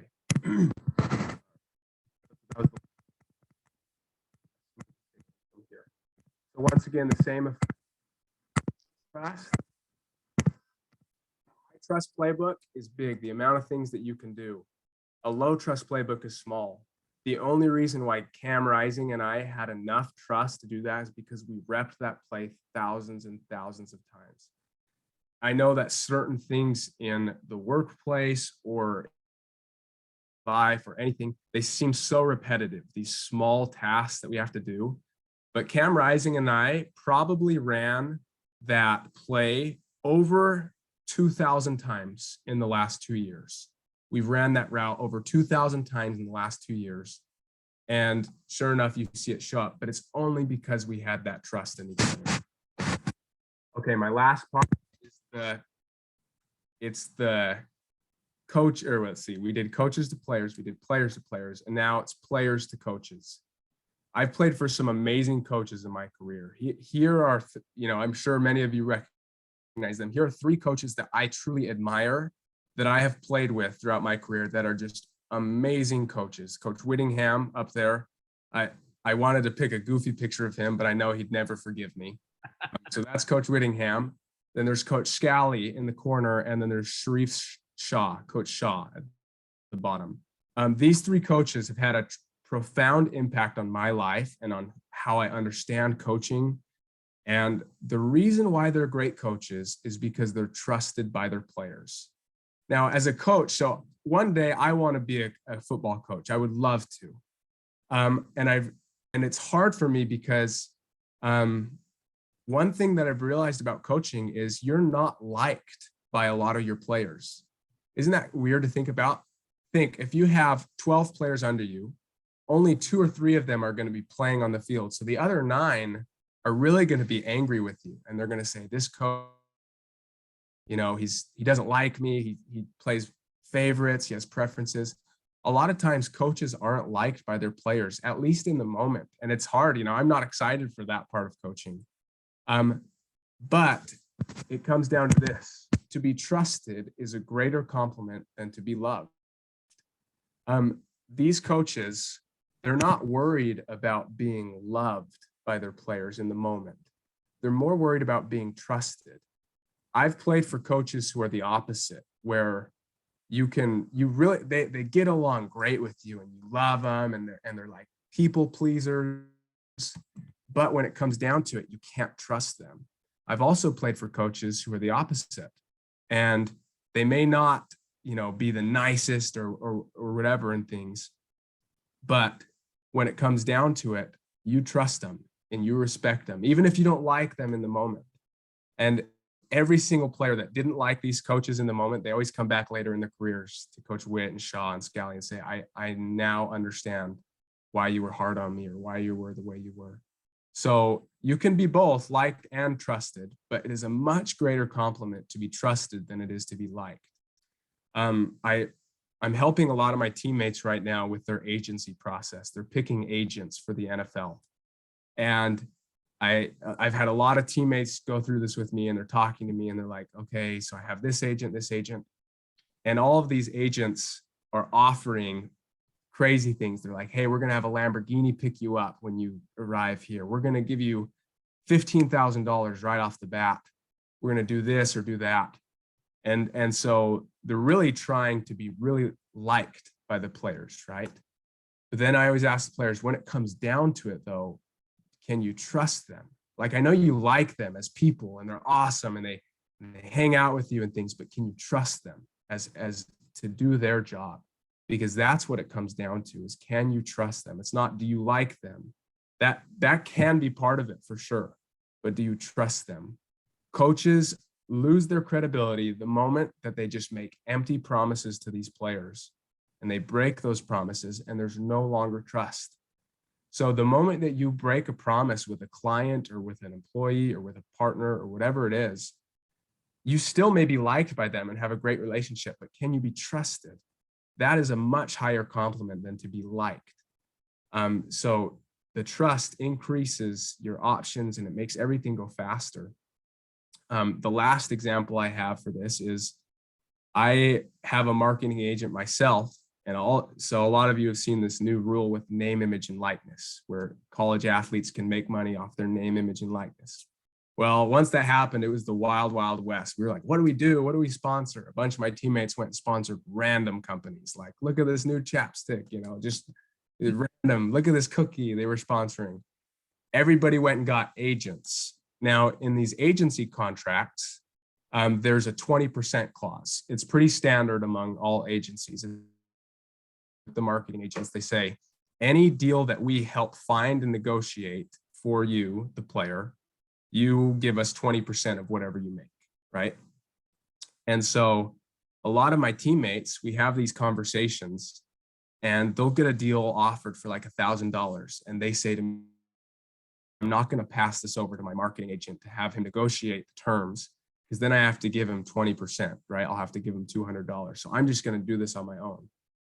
Well, I trust my agent so much that if I get a deal for $1,000, every time that's happened, I've turned it over to them and I said, I trust you to make this better than it was before. And they've changed that $1,000 to $2,000 or $3,000.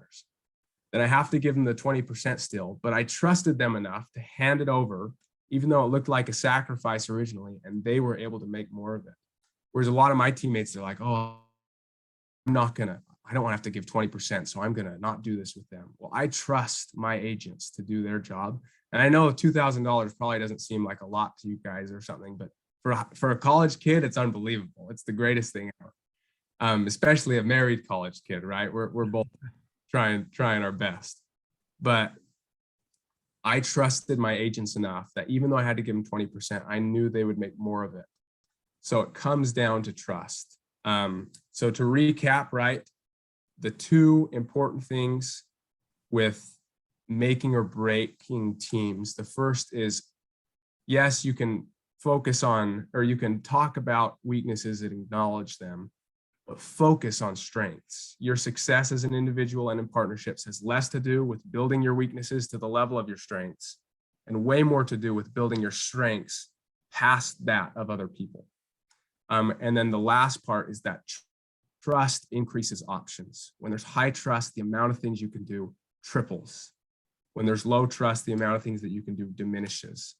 And being trusted is way more important than just being liked. You can be both, but so those are the things that I learned in my career. Take from it what you will, apply it how you will, but I really believe that in any team or organization, those things apply. Good stuff. Yeah, thanks, Britt. Nice job. All right. Yeah, I wish we were all live giving you a big applause. We really appreciate all those tips. Certainly your Covey DNA is shining through, and you're standing on the shoulders a lot of wisdom from a lot of years. So well done. Nice job. Appreciate what you've said. And it does dovetail into a lot of what we say all the time about trust. We've got time for if anyone wants to ask Britain a few questions, go ahead and unmute and yeah, go ahead, Steve. I'd just like to thank Britain for a really spellbinding presentation. And I can't tell you how much I agree with you about trust and how it works. It's the same in business. Exactly. It's the same in life. And you were just spot on. So thank you. Thanks, Steve. I really appreciate it. Hey, Britain, Darren Hill here. Go ahead. Yeah. I'm the one that's voting for you for a run for the president. Oh, man. Don't tell my wife. She does not want me to go into politics. Well, that leads me into my next question. Are you going to the NFL? So I hope so. That's actually, so I'm in California right now training with my agent. And the NFL is one of those things that's such a fleeting dream, right? You have dreams when you're a kid and you say it, but like when a kid says, I want to go to the NFL, usually the parents are like, okay, but you know that's kind of unlikely, right? So I genuinely didn't think I'd have this opportunity my whole life. And so I'm living out a dream right now. We'll see what happens. I hope someone takes a shot on me. I know I can do it. It all comes down to if I get an opportunity, and I think I will. But we'll just have to see whether I get drafted or I'm a free agent. Either one is fine with me, but I know I'm capable of doing it. And it's cool because my position is more prominent now than it was, even 5 years ago. And so I think there's a spot for me in the NFL. I hope so. I still do have to get a little bit bigger because those guys in the NFL, they're even bigger than the ones in college, so I got to prevent injury and things. But it's fun training for it. Absolutely rooting for you. Your presentation was awesome. Thank you very much. Thanks, Darren. I appreciate it. Thanks, man. Anybody else? I've got a quick comment, Will. Yeah, go ahead, Jamie. Hi, Britain, Jamie Roney. Good to see you in person. Hi. Again, thanks for doing this. We appreciate you and we're all behind you. I really love what you said about strength and the trust, right? Strength can come in all forms and sizes and packages, but trust is really what is that cornerstone. And for all the agents here, we know that trust is one of the pillars that Berkshire Hathaway Home Services stands on: strength, integrity, trust, and longevity. And Britain, I see all those traits in you as well. And if we could vote for you to go to the NFL, we will write petitions and we'll sing your praises. But if that doesn't work, or even if it's just a couple years, I also, just hearing you talk, I think you'd be a great coach because you can talk and interact with people and have that tough love and that personal respect. I'm sure one day you'll be a great dad as well, but don't forget that trusted component. And we're all behind you here at Utah Properties. Thanks, Jamie. I'm doing some interviews with some general managers with teams or of NFL teams in the next month and a half. And when they ask me for my list of contacts and references, I'm just going to put this whole company and say, just call me here. And hopefully they'll give me a good Do it. Yeah, We'd you love got to it. do that. Hey, Britton, what Jamie didn't tell you is that she was an All-American water polo player. So she knows Really? Steve really well. Yeah. Oh man, we do swim workouts and I have a whole new respect for you. Wow. Thank you. Thank you. Anybody else? Hit them with the questions. And while you're thinking, Britt, we gotta play the Rose Bowl return, and you got to talk about what was going on in that. Maybe that can be our last thing we do, if that's okay. Yeah, I don't have it, but hey Joe, do you have that one? I think it's in that group, but that we had earlier. Yeah, Brendan, just trust the bald guy to get it done, buddy. I'm trusted. Hey, us future bald guys, we get. Yeah. All right. Any other questions, you guys? I have one. Okay, go ahead, Steve. Okay. Hey, first of all, I just want to know I'm wearing my Steve Young jersey because I hope the 49ers get in the Super Bowl.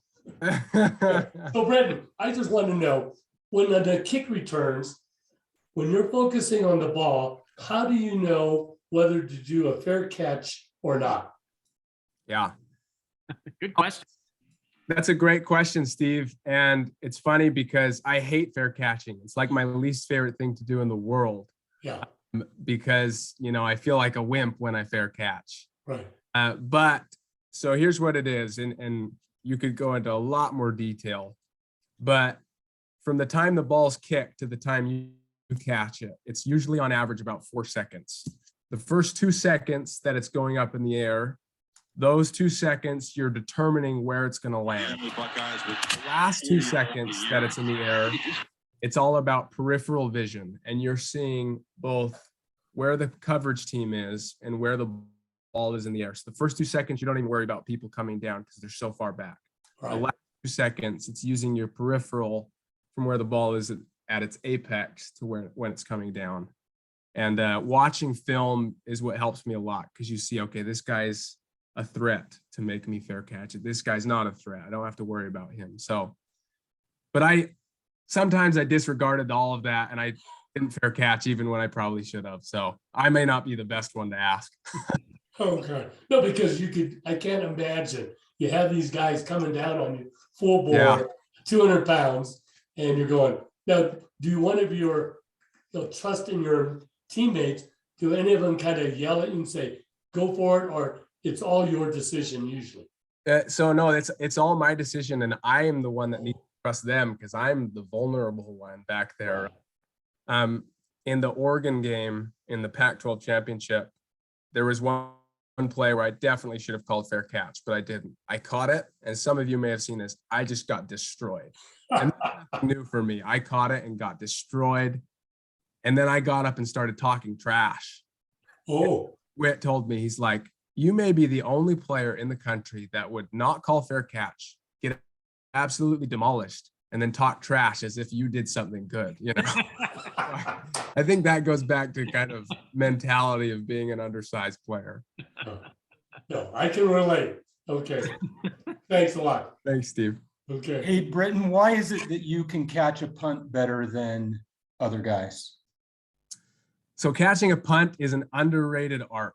It is like one of the few skills that only comes with repetition. It's not one of those things where you just have it or you don't, or it's God-given, right?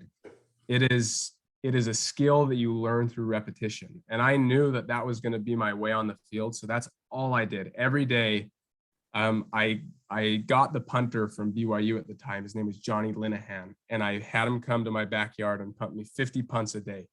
And I just practiced over and over because every punt is different. If it turns over at its apex, it drops to your right. If it doesn't, it drops to your left.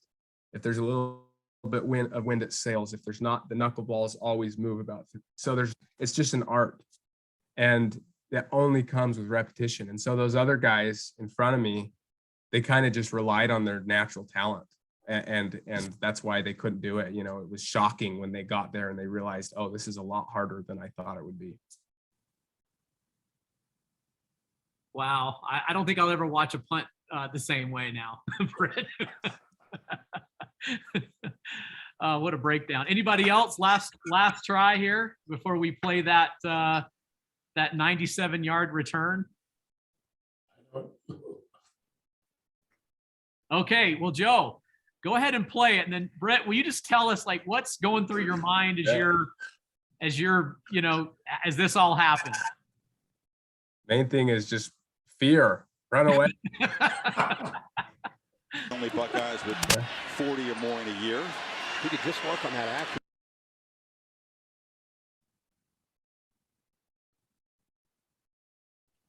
You see a little bit. Covey didn't run enough, does he? Look at Covey weaving his way. Look out, Britain Covey accelerates. Can they run him down?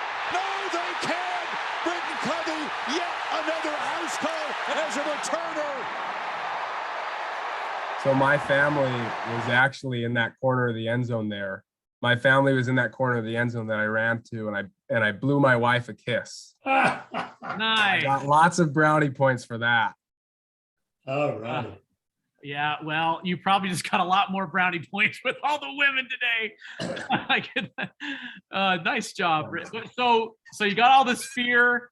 You're back there. You know what's amazing to me is your instinct on knowing how to cut and when to cut and what direction to cut. Wow.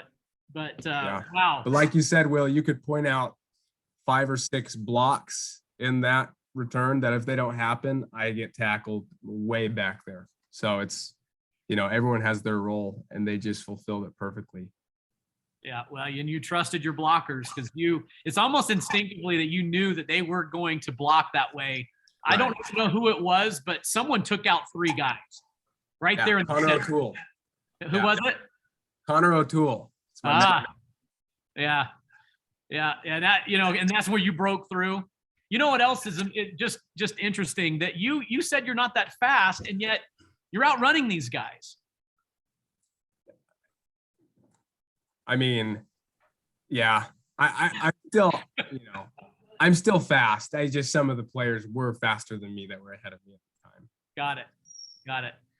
Well, hey, Britain, thank you so much.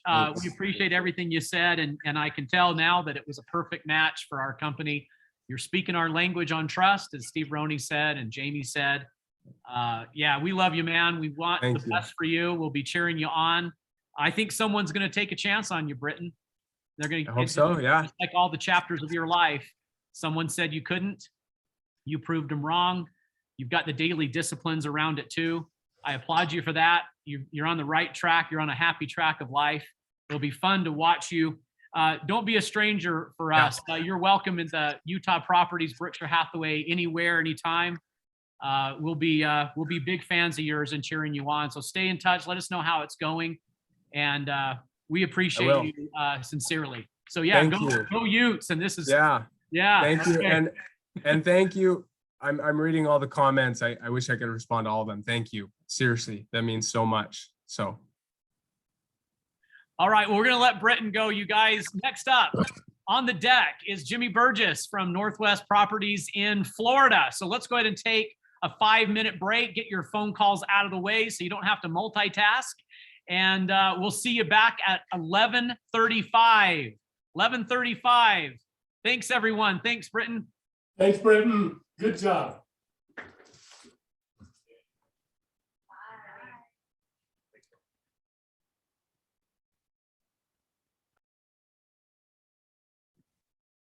Hey, Britain, let us know how we can support you. Oh, thanks, Cindy. I will. I'll be sure to communicate with Will, but doing great. Thank you. Thank you so much. It was fantastic. And good luck, Britain, on your NFL. And go to the 49ers if you can.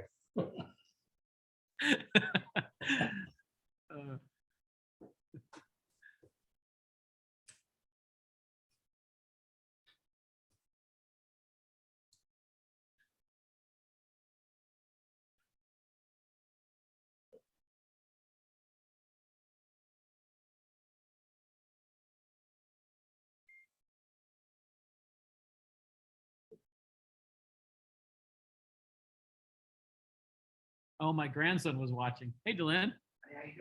Good.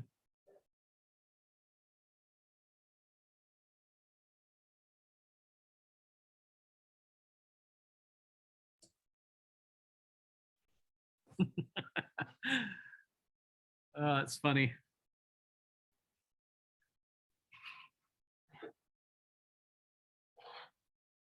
For those of you who are sticking around, my grandson was watching, but he wants to know, he's a little concerned now. He's only almost 5, but he's wondering why, he's a little concerned now that why the Cougars didn't take Britain Covey.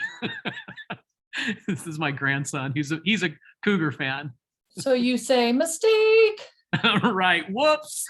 Whoops. Hey, Will. Yeah, Ramon. He was, when you told me he was coming on, that guy's way mature past his years. Yeah. And I thoroughly enjoyed it. And I thought he was just awesome. Thanks for bringing him on. You're welcome, Ramon. It makes me feel good.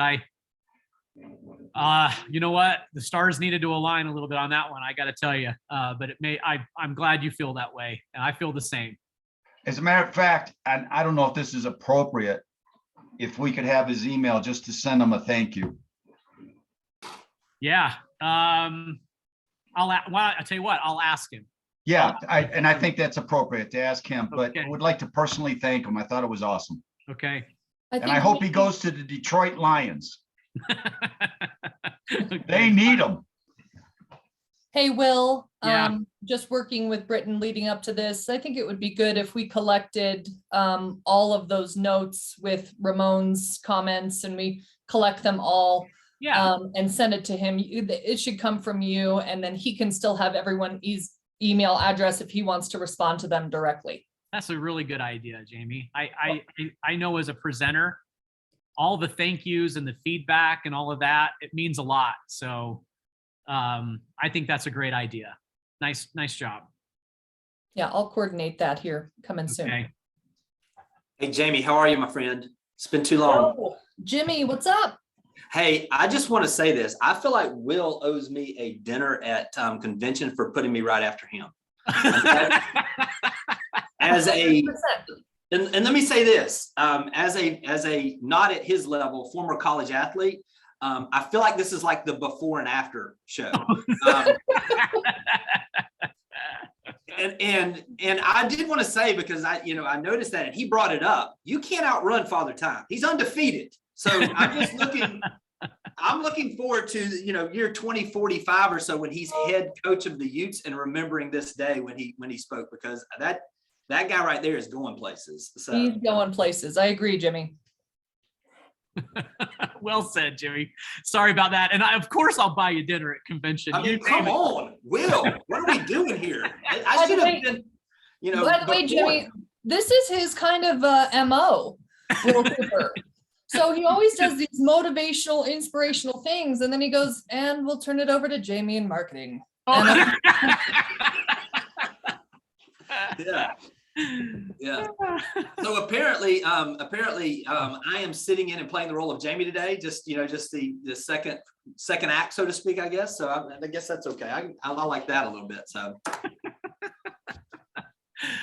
Oh, you know what? You're on the same level. You know what? You really are, Jimmy. We're glad to have you, and really excited to hear what you have to say. So thank you for the time. I think we're actually gonna be back here now, aren't we? Let's do it, Will. Okay, we're ready. So hey guys, let's get all back and not multitask for a second. We're kind of on the home stretch here. So you know what, Jamie, we've got a giveaway, and it can only happen to those that are present. I still got 2 more to go, right? And then the grand prize. So Jimmy, we're giving away $2,000 today. Great. Yeah. And let me just make sure I got these envelopes right. Hey, Angie, my helper. Yeah, we've got 2 more 250s, Jamie, and then the 1,000 at the end. Well, let's do one right now. Let's do one right now. For those who are still around, yep, 250 in the envelope here. Go ahead and get that wheel going and do it.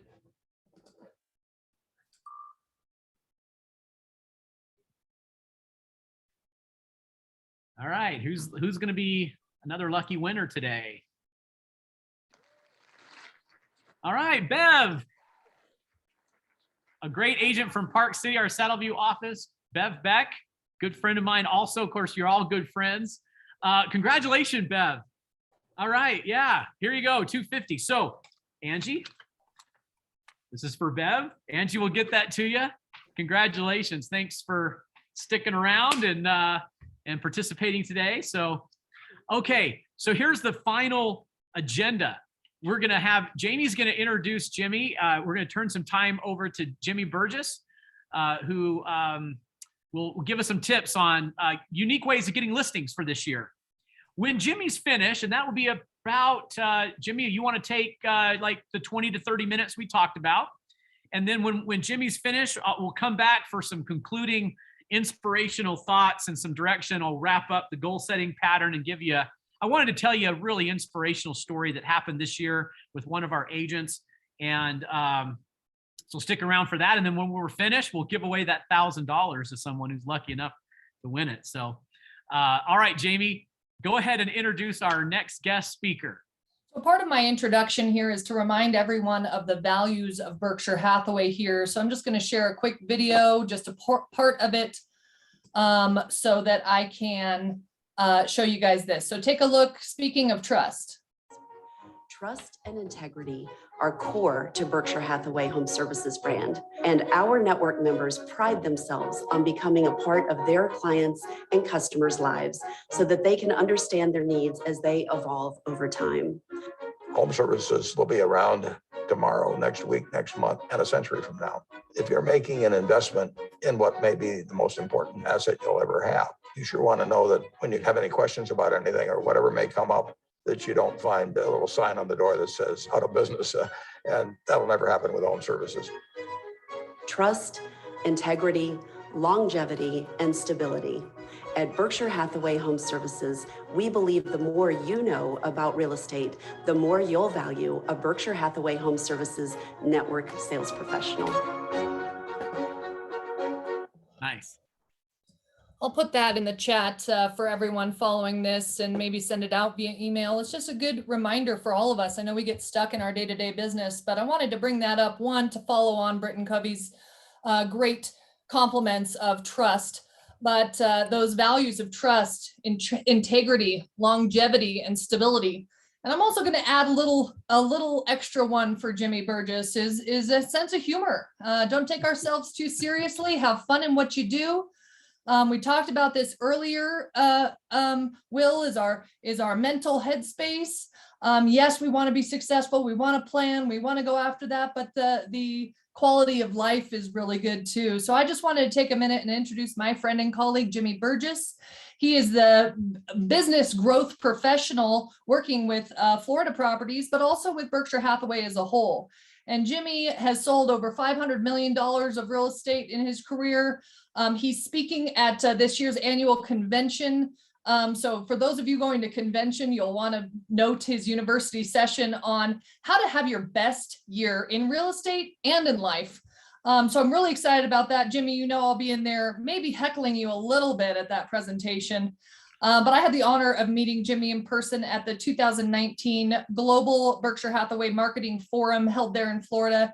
And Jimmy was just really energizing and entertaining, super smart, and also made sure that he took that moment, whether it was 5 seconds, 20 seconds, 5 minutes, to really connect with people on a one-on-one basis. And I think very quickly, I felt like he was a person I could trust.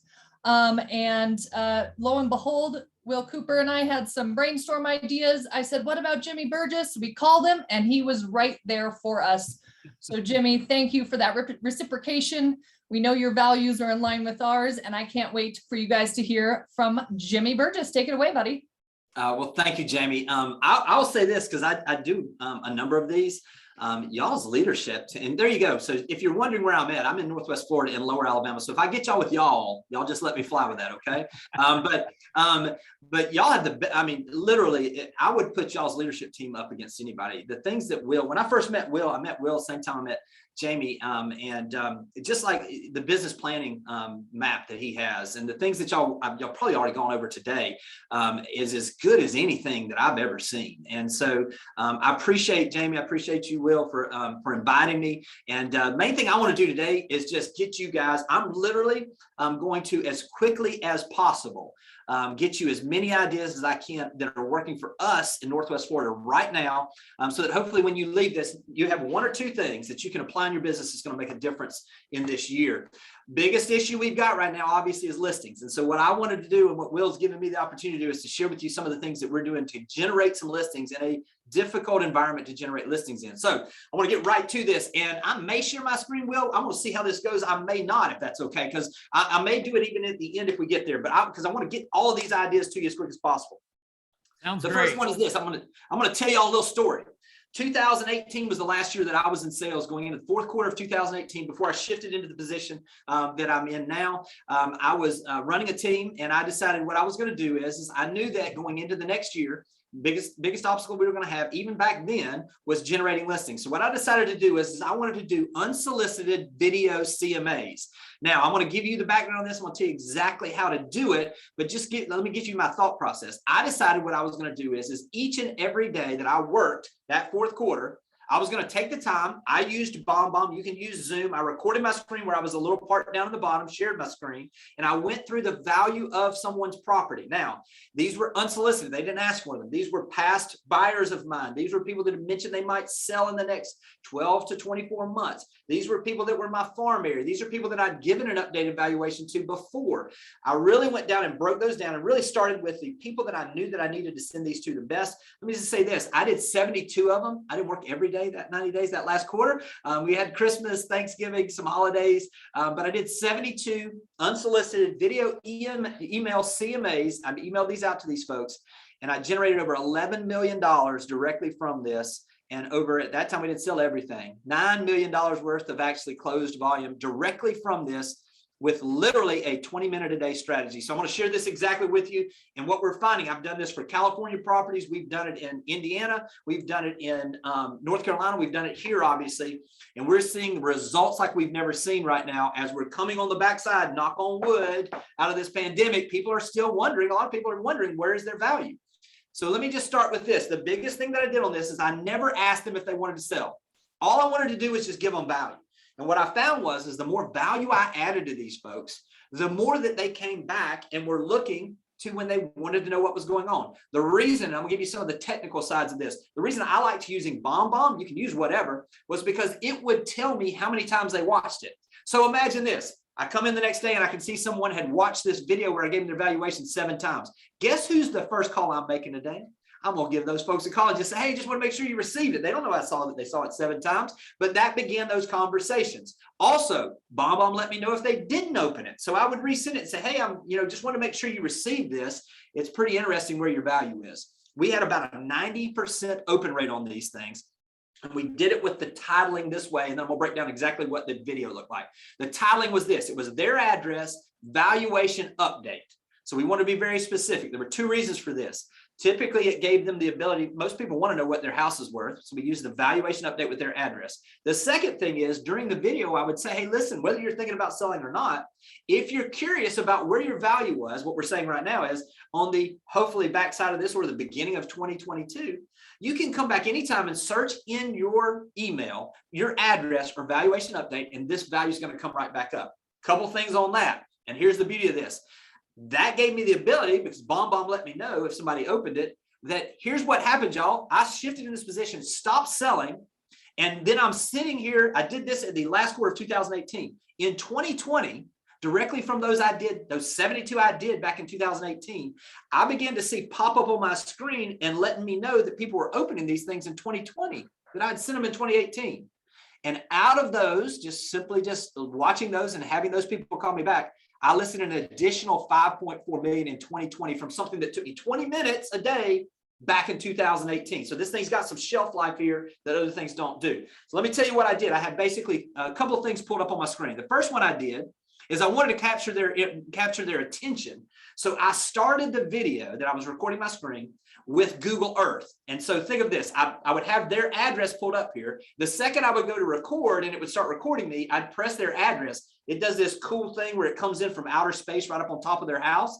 Let me just say this, if somebody sends me an email, and BombBomb does that GIF thing, so it actually starts it. and it's zooming in on the top of my house. I promise you I'm pushing play on that thing. I don't know how I could not. And so we saw this huge open rate. I had somebody send it to me. I'd sent them this and they were joking with me. This was an old client of mine, been with me for a long time. He sent it and he said, Jimmy, I just got your video where, it's like satellite image coming down on my house. He said, what are you, like the high-tech redneck? And I was like, wait a minute, I don't know if I like that or not, but I guess I'll take it, if you're watching it. But it gives you that ability to really make yourself look a little more technical than you could otherwise. Once it came in, I would flatten the screen out. And listen, Will, I can send you some copies of some examples that we're doing on these later. If somebody's interested in that, I'll send those this afternoon. But we ended up actually having those where we would have that first part, I would flatten it out, and then I would just talk to them and say, hey, and I'm just going to kind of give you all the script for this because it was pretty easy. This was a 3 to 5 minute video. It's not that long, not that hard to do. And I promise you, the first one's the hardest one. Once you get into a group of these, it's not that hard to do these. And basically the video just came on and said, hey, it's been a little while since I talked to you guys. We're now, and what we're saying now is we're coming on start of 2022 and the prices have gone through the roof. So what I wanted to do was give you a general idea of where your value is of your house. I hope it's helpful. Listen, if you got questions, don't hesitate to give me a call. Just so you know, I'm going to give you a range of value because I haven't been in the house, and I don't know whether there's been some deferred maintenance or maybe you guys were one of the millions of people that actually did some upgrading to your house through this pandemic. But I want to give you a range. If you're curious, though, of what it would sell for right now, take me 5 minutes, walk through your house, and then I can tell you exactly what it'd sell for. But let me get through the numbers. Then I would shift over. I've already got the CMA pulled up, okay? Now, I was pretty simple with this. I was pulling just a general CMA up from, so it wasn't some, elaborate CMA. I just had the active pending sold comparables from the MLS pulled up. I went through, my screen is right there in front of me so I can see them. So I don't have to memorize all this. I'm actually reading and walking them through and pointing with my, I'm pointing to everything and showing them where these numbers are coming from. And then I say, based on that, I would estimate your value is between X and Y. And typically for us, we were doing about a $50,000 range because I didn't want to give them exactly. I wanted to give some question marks there. And then the third part that I did, which was pretty important, is I then had an estimated seller's net. Now I told them, listen, I want to just give you an estimate of what you might take away in this. This is going to not include your mortgage amount. It's not include any prorations of your taxes and those types of things, but it's going to give you a general idea that if we sold it if you decided to sell it in the middle value of what your number would be, that was all it was. Sent these things out. We're seeing right now, think about this. What is the most valuable thing that a homeowner wants right now? They want to know where their value is. By doing this unsolicited, by doing it before they ask for it, what it does is it's not just giving you the opportunity for listings now. You're planting seeds that will harvest in the future. I always say our real estate business is a lot really like our weight. Unfortunately, my weight right now, this winter coat I got on right now, it doesn't have as much to do with what I ate for breakfast this morning, but what I ate the last 90 days. When you get into a pattern where you're doing these consistently on a daily basis, which is what I did, all of a sudden you begin to reap the harvest 60, 30, 90 days out. And this just begins to continuously fill that pipeline. It gives you the opportunity to really add value to who is the most valuable person we can add value to: homeowners, past clients, people that you've already talked to about their houses. This is a great way that you can do that. I'll tell you what, if we get time at the end, I'll share this, but I'll send some examples of this. Great. There's not a thing I can think of that you can do better than doing these unsolicited video CMAs right now to add value to people. Make sense, Will? Yeah, that's great. Thank you. Okay. That's perfect. All right, great. I'm going to go to number 2 now. Number 2, sometimes overlooked. Now listen, everybody talks about expired listings. It was always difficult for me. And we've got some agents that make a living just calling expired listings on the day they expire. There's not as many of them anymore. But what I want to talk about is not those that you're going to battle with 30 other calls. Let me talk to a part of the market we found that has kind of been lacking. 6 to 18-month-old expired listings. These are folks that have weathered the storm, so to speak, of having 50 people calling them the day that their house expires. We did the research where we would find and go back on the MLS on the tax rolls and see if they had either relisted or they had sold, and we made the list of those that had not. We began calling those folks. It's a simple script on this. We're just calling them and saying, hey, I saw where your house was for sale 6 months ago. Obviously, the market's moved up. Just checking in with you guys to see what your plans are with the house and let them talk. We're doing this in a way where we've got people that have raised their hand and said they wanted to sell 6 to 18 months ago. And if anything, the value's gone up from there. And now, even if it was overpriced 18 months ago, it may not be now. We've got a great group of people that aren't getting a ton of calls, that are kind of falling through the crack, and it gives us the ability to begin those relationships with them. So 6 to 18-month-old expired listings is another great place that we're finding some opportunities right now. Digital farming's number 3. Now, we all know one of the foundational pieces of building a real estate business is farming. Now, let me give you a little spin on this. And now I'm going to tell y'all, this is one of those you want to make sure you're comfortable with. I'll tell you exactly what happened. I had this old condo on the beach that I'd sold. See, I've been doing this 27 years. So there's certain properties, because we're a relatively new community. When there were certain properties that were built back when I started, that a lot of them weren't, there were very few of them. So there was this one little condo townhome place that I just sold the fire out of. It's all I had to sell, so I sold a bunch of those, built a ton of relationships. So a couple of years ago, I had one of these listed, and I get an email from the owner, and she said, hey, just wanted to copy you in on this email. I received the email below that they're going to be paving the parking lots here at the condo. So you may want to have to go through the back door to show the place over the next week or so. And I look up, and they sent me this email. And on the email, the association manager had not blind copied it. And it had the name, unit number, and email address for every one of the owners. I was like, ooh, y'all should have given that to me. Now listen, hear me. Don't spam anybody, okay? I did not spam anybody, but what I did is I took that list of people and I loaded them simply into MailChimp, and I began to send them an email every month. I never asked them if they wanted to sell. I didn't ask them that. All I did was I titled it again. It was Beechwood Villas. And now it would be January sales update or December sales update. Each month I did that. It cost me $0 once I had that email list. Now I'm going to tell you how to get some email lists and do some things here in just a second, a little creative. But let me just say this again. Don't spam anybody. We've done this now with neighborhoods, and it's critical on the information you provide. All I did is the same type of thing. The most amazing thing is, and the thing that people have the most difficulty ignoring right now, is a play button, a video play button. So here's what I did back in the day. I literally took a picture of that neighborhood that everybody would recognize, and I got on Google Images, and I've got a play button from YouTube, and I put it on top, and I simply titled it Beechwood Villas Sales Update. I hyperlinked it to me, again, recording my screen and going over the active pending solds for that month. This is the script, very simple. Hey, it's Jimmy Burgess. Just wanted to give you an update on the sales that have happened at Beechwood Villas over the past month. This past month, we have 2 places that are for sale. It's a 2-bedroom, it's a 3-bedroom. Here's their pricing. They've been on the market for this many days. We have 3 that are currently under contract, and we have 4 that have closed in the last 90 days. I go through the numbers. They're on my screen.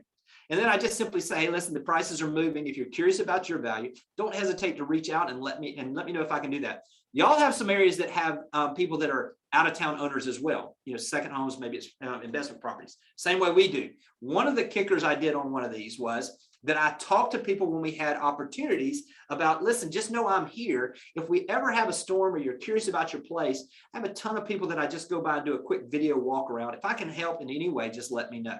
Never asked them, did they want to sell? Really just added value.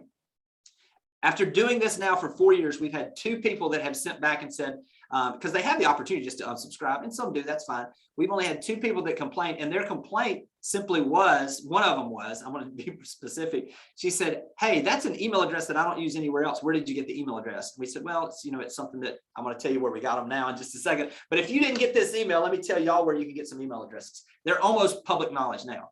If you live in your own subdivision, odds are that your homeowners association has a contact list for owners. So if you're curious about that and you want to ask your existing homeowners association, it's probably available for you. We did it where we asked some of our buyers that had bought in different neighborhoods we were farming, hey, we're wanting to add some value to people. I would show it to them or I didn't, depending on the relationship, and say, promise we're not going to spam anybody and they're not going to know where it came from. But if you have a list, we'd love to be able to add some value to those folks. We also went out and we used some of the services like Truth Finder, where you can purchase email addresses, and we use that. Again, hear me. Do not spam anybody. I don't want to step on this, but don't spam anybody. We never had those complaints. But again, make sure you do what you feel is best. Do you want to add to that, Will? I think that's great. We haven't had any complaints about spamming, but because it's not mass, we're not doing any mass grabs of thousands of email addresses, right? Anything like that, So we're being respectful. I think we're good. I want to you asked me, guys, what I think we're going to do is Jimmy's going through each of these ideas. The next coaching session, I'll have samples of this to show you. This is our plan.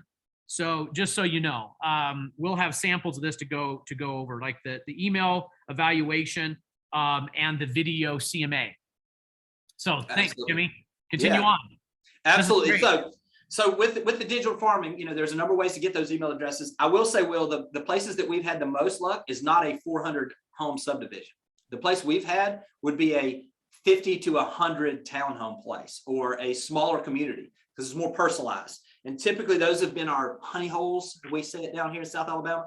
Honey holes for us is finding those places that didn't have as much competition. Okay. Now let me go to number 4. A little old school here. Okay.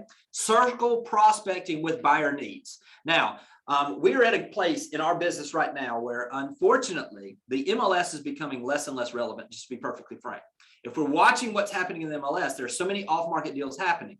And so consequently, identifying some potential listings, one of the best ways to do this and to serve your buyer clients the best that we're finding is to take your buyer. Let's say that you have a buyer that missed out on a multiple offer situation. Taking and doing what we used to call the old circle prospecting, which in the old days, we used to just circle the map, 20 houses closest to the one that was the subject property. So I'm going to use this as an example. Let's say you've got a buyer, you made an offer, they missed out. They're really heartbroken. One of the things you can do to secure that relationship with that buyer and show them that you're doing more is say, listen, I know you missed out on this. What I'm going to do is I'm going to call the 20 closest homeowners to the one you missed out on just to see if I can uncover somebody that might consider selling right now. Now, you're coming from a place where the sellers really, I did this with a young agent yesterday just to show him. We called the next door neighbors and we started there and just kind of worked our way out with those. Here's the script on this. Hey, this is Jimmy Burgess with Berkshire Hathaway Home Services. I just wanted to give you a call. Not sure if you're aware, but the neighbor 3 doors down from you actually had their place go on the market. They had multiple offers and they went under contract last night. I actually, unfortunately, was working with one of the buyers that would love to live in this neighborhood and they missed out, and they might be at a place where they'd be willing to pay a premium for a house because they just missed out on this. Have you happened to hear from any of your neighbors that might consider selling? I don't even ask them if they want to. And what this does is it begins to open that up. And then at the end, the kicker on this, even though if I haven't asked them, if we haven't talked about their house, is to simply say, well, all right, well, I really appreciate your time. Listen, I'd be the worst realtor in the world if I didn't at least ask, is there a price where y'all might consider selling your house? And typically that starts the conversation. Now it does 2 things. It helps us uncover the potential for new listings. And even if your buyer is looking for a 3-bedroom and this is 4 or vice versa, it gives you the opportunity. And we typically would say, listen, I'm not even interested right, at this point listing your house. I just want to see if we might have a win-win here for you, if they say they might sell, or this potential buyer. It gives you the opportunity to earn their trust. And then what we're seeing is if we go through the process and this buyer doesn't buy it after they've seen it, we're pretty strong on the opportunity to then generate that listing as a general listing.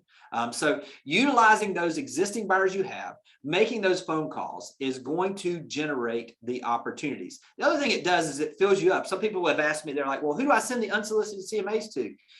You get on the phone with a few of these homeowners and they say, yeah, we're really not interested in selling. I mean, we're probably, we got kids that are sophomores in high school. We'll probably sell in a couple of years and either downsize or do something different. Well, now they're in your database. Now you've got your group of future, so it's filling a pipeline as well. So circle prospecting is number 4 with your buyers' needs, utilizing those buyers. Listen, you got to have some bait if you're going to go fishing.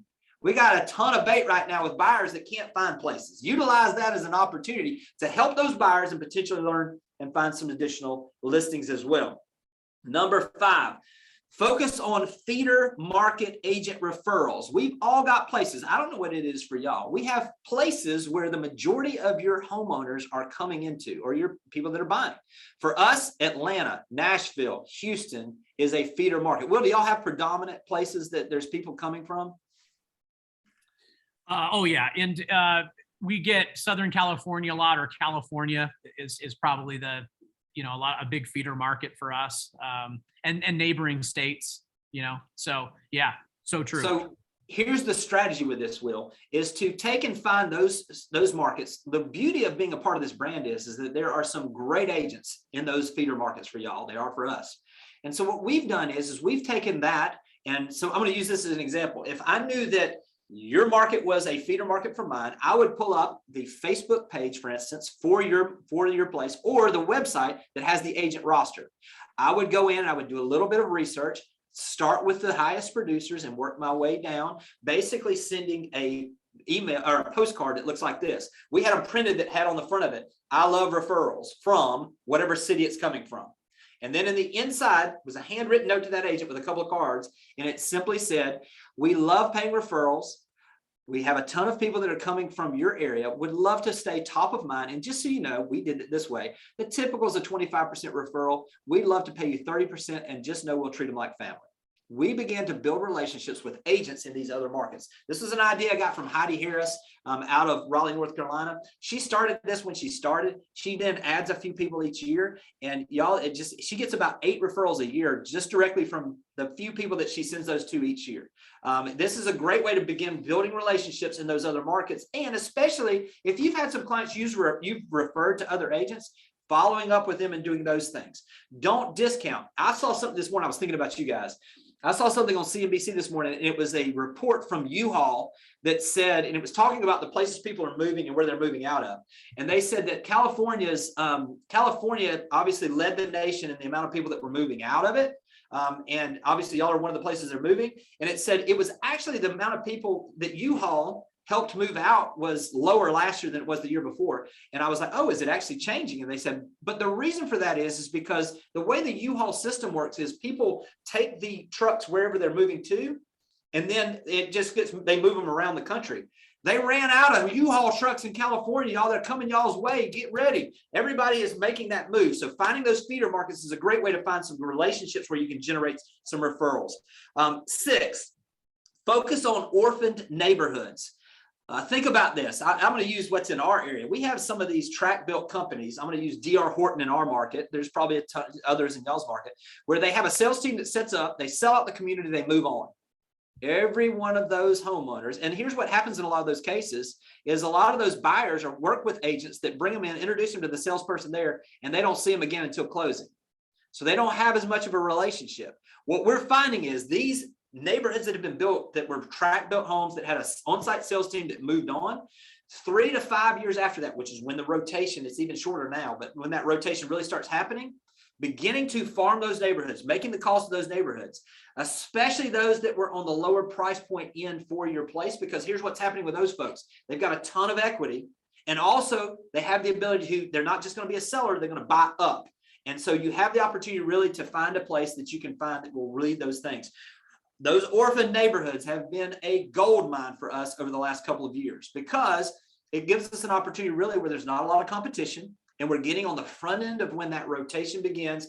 You know, the numbers say once a house sells in a neighborhood, typically you can expect 25% of the people within in that neighborhood are going to consider selling within 3 weeks. I think that's what the statistics get. Don't hold me on that, but it's a large percentage, okay, are going to consider selling over that next few weeks. So by getting out there before these things begin to happen and getting ahead of this curve, we're finding a ton of opportunities there. And number 7 is we're coming out, and I know it may be different out there. We're in Florida, so we are hosting a lot of open houses right now. But let me just say this, when this clears and you're comfortable, there's still nothing better than open houses. Open houses are lead generation.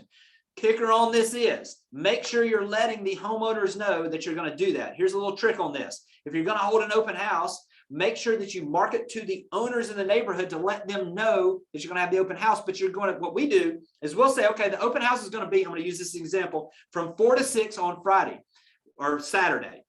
Instead of you having to fight the crowds, we're going to have an hour before where homeowners in the neighborhood can preview it for family members or friends. We want to make sure all of you have the opportunity to choose your neighbor. So if you'd like to stop by, we'll have a special time where you won't be as crowded from 3 to 4 for all of you that live in the neighborhood. Now, here's what it does. When they show up at 3 to 4, those are nosy neighbors that are trying to figure out, how does this compare to theirs? They're almost raising their hand and telling you they're considering selling. So this is a great way to separate those folks out when you're doing that. Target that with the opportunity to really get them to raise their hands.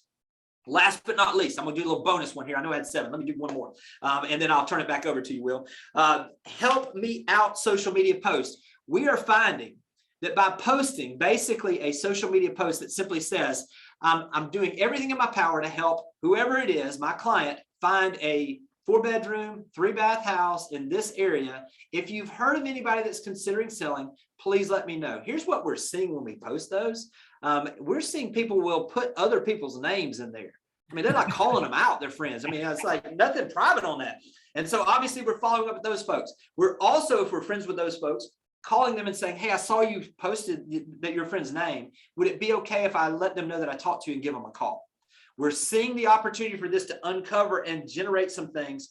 It does a couple things. First thing it does is it gives you the opportunity to hopefully help your buyer find something. Number two, if it's not the right house for them and you get those, it gives you an opportunity to generate a listing. And the third thing it does is it shows the general public, all your followers on social media, that you're actively out there working hard to meet the needs of your clients. So it's a win-win, if there's such a thing, win-win-win-win, if there's such a thing as that, that's out there. So listen, Will, I've shotgunned a ton of this at y'all very quickly. And I think I'm about at the end of my time. So if there's any questions or if I can help in any way, please know I'm here, and just really appreciate the opportunity and love what you guys are doing out there.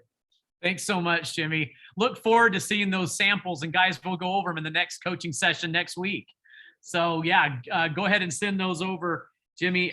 These are great ideas, you guys. These are what we would call tactics, right? Supporting a strategy. So thank you so much. Steve, you want to say? Hey, Jimmy, yeah, really, you had me just glued to the Zoom here. Wow, you had so many words put into all that, so many great thoughts. Anyway, I thank you so much. There were so many good pearls of tactics in there. Frankly, many of which we'd not thought of. It's really cool. Thank you. Thank you, Steve. Appreciate all y'all do out there. Jimmy, thank you. Jimmy, we will buy you some lunch or dinner, and I might just refer to you as the high-tech redneck from here on out, but it's your own fault. It's your own fault. And just a quick plug for Jimmy, you guys, he does some great podcasts. He's on YouTube. I follow and subscribe his channel, Real Estate Growth, Sales Growth. Just search Jimmy Burgess Real Estate. He comes right up. Amazing ideas, all relevant. Even if they were done last year, some of them are great ideas. So just take a look at that. I'll put that in the chat as well. Again, thanks, Jimmy. Jamie, I feel like you have called me worse things than the high-tech redneck in the past. So if I get that from you, I think I'll take it. So it goes both ways, you know. Oh, thank you so much, Jimmy. Really, really appreciate it. And thanks again. Yeah, love your energy. And I'll tell you what, let's give away some more money on behalf of having Jimmy here and his segment, and also Tim Peterson and our 3M Mortgage or Metro Mountain Mortgage. Tim, do you want to just say hi to everybody? Yeah, thanks. No, we sure appreciate our family, our Berkshire family. It's vast. We all have really specific roles that help each other. Tim is a committed member of our family. Talk about trust. Tim can be trusted. And that leaves us free to do other things. And so Tim, do you want to say anything to the group before we give away $250 on behalf of Metro Mountain Mortgage? No, I'll just be brief. I mean, it's been wonderful today. I'm beyond impressed with obviously the team and what's been presented. And I mean, I highlighted a couple things actually in the chat. If you guys haven't read the book by Britain's dad called The Speed of Trust, it's absolutely amazing. So I would just leave with that. It's great to be with you. I appreciate the trust that I've been offered, and it's so good to be with you. And yeah, wonderful day. Thanks so much, Will. Thanks, Tim. Hey, we love you right back. Okay. Hey, Jamie, go ahead and spin the wheel for another 250. And Angie's here anxiously waiting to see who she's going to send it to. Like we need a drum roll here. Who's it going to be?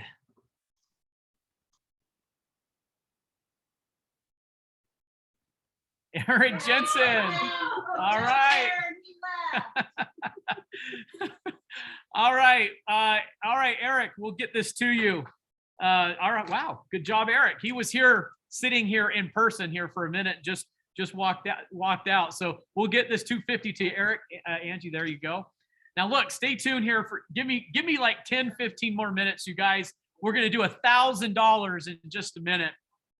I'm gonna pivot here because we're the time that we have left, and I don't want to go over 12:30 at all. So let's do this. We're gonna do in coaching next week.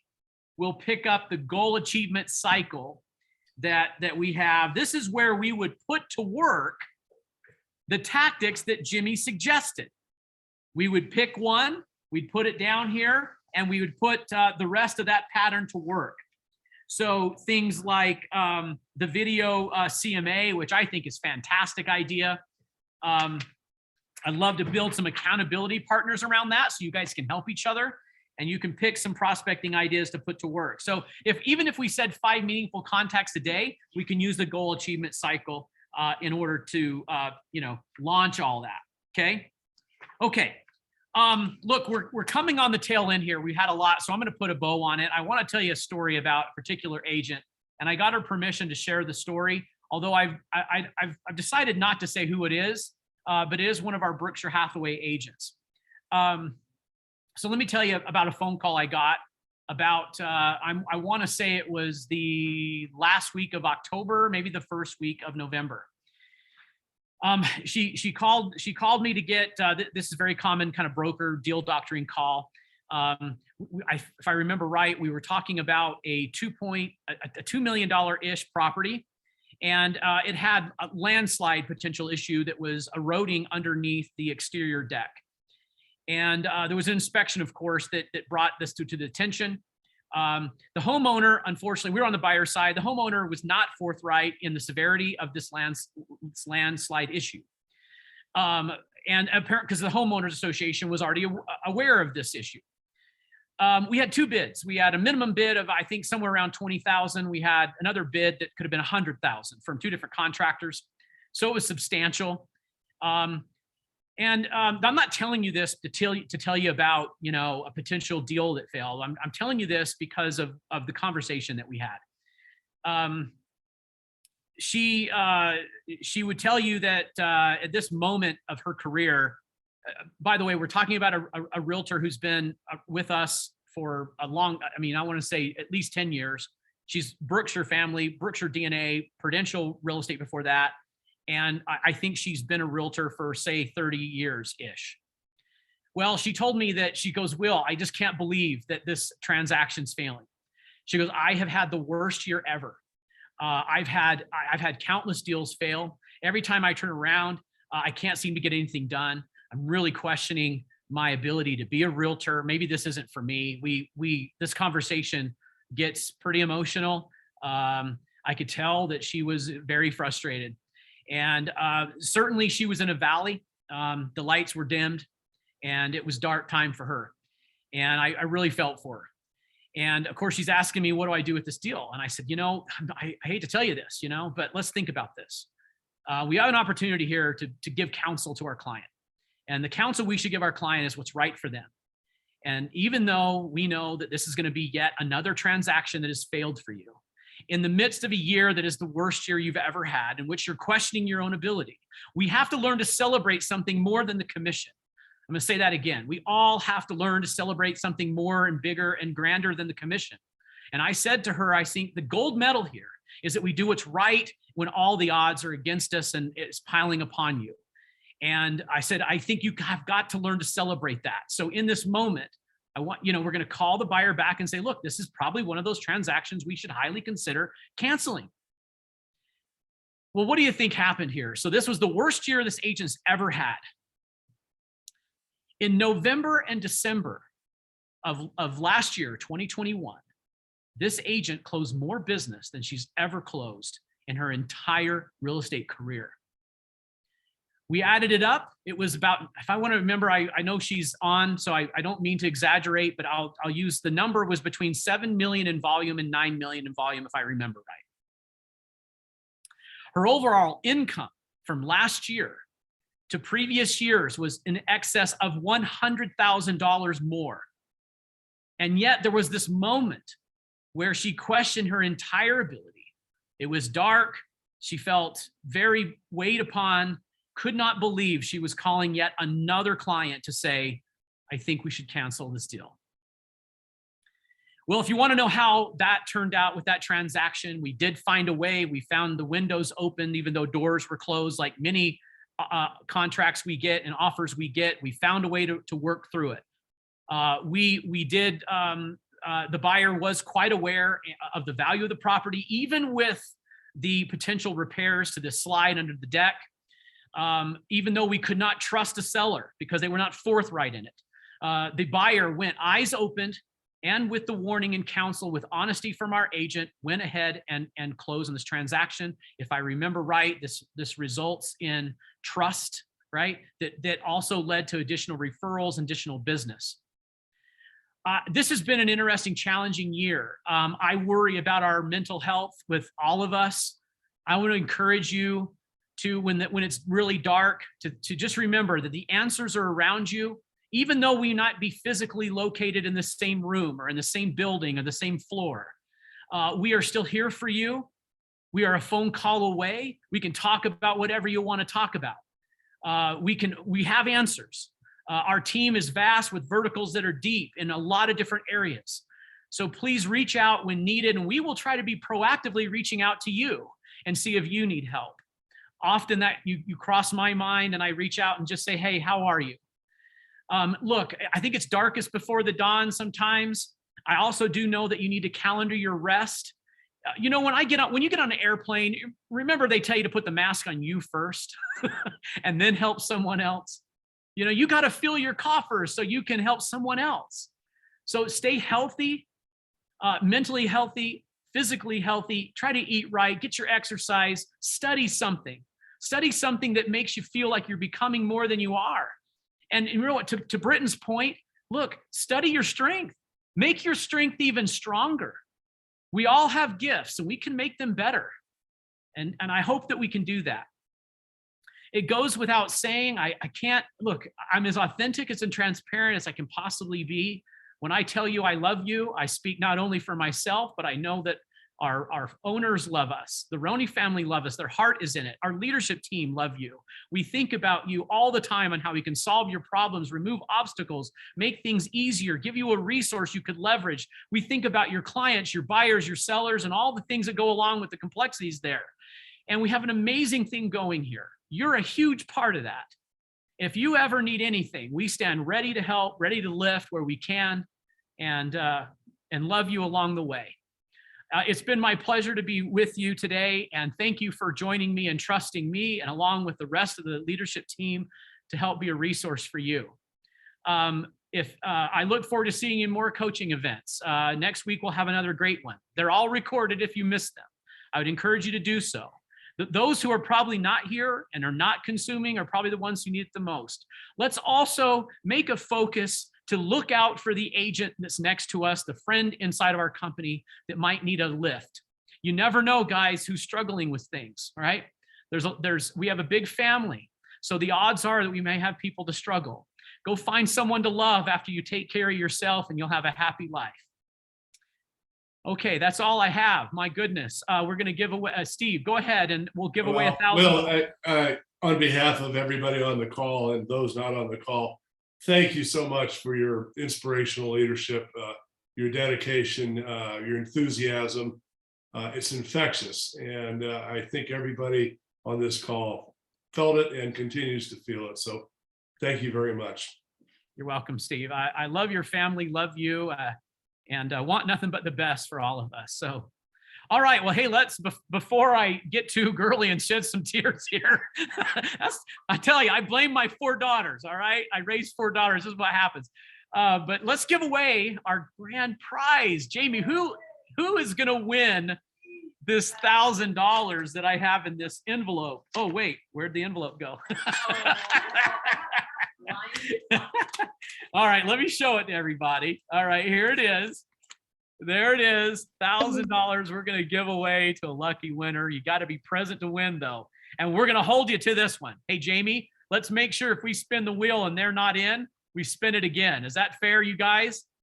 Let's spin it again, I think, if someone's not on till the very end. But it's convenient that you didn't lose the 250s. You lost the $1,000 version. Yeah, that's weird. How did that happen? Yeah, shocker. Okay, well, here we go. $1,000. Hopefully everyone's still here. Okay, Angie, come on in and let's get this one done. Here we go. Someone's gonna have to verify if they're still here. I guess we'll look at the participant list, right? Yep. Okay, who is it? All right, Michael Koopman. Is Michael on? Michael, raise your hand if you're on. Michael? Uh-oh. Oh, no. He's gonna be bummed if he realized he missed the drawing. I think he's not on anymore. Let's spin it again. Yeah, Will. unless he's named something different, guys. I don't see him in the list. Michael, Oh, go- unmute yourself if you're there. Yeah, going once, going twice. All right, I guess we're spinning it again. That's a rough one. I agree. Okay. Here we go.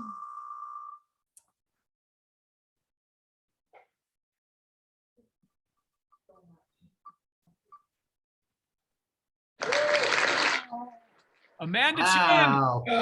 Amanda. And All on. right, Amanda. Amanda, you're on, aren't you? Steve, she's on. I isn't am she? on. I am on. Don't give it to Steve. Don't give it to Steve. Hey, that's great. Congratulations, Amanda. Oh, big party. Big party. Yeah, all right. Yeah. Remember, let's do something good with our money. All right, look, I'm giving it to Angie. She's gonna get it to you, okay, Amanda? You guys have a wonderful day. Thank you so much for joining us. I wish I could hug each one of you. We'll see you again next time, okay? Thanks, Will. Awesome. Okay, you're welcome, you guys. Thanks, Kevin. Good job. Everybody. Thank you. Thank you. Thanks. Awesome. Thanks, Will. You're welcome, Don. Thanks. Thanks, Kimmy. Thanks, Will. Thanks, guys. Thank you, Will. You took it to a new level. Good job, man. Thanks, Dave. Well, it was fabulous. Very inspiring. Thanks, Kim. Appreciate that. Thank you, Will. That's your best one yet. Okay, Lance, I'll come up and hug you.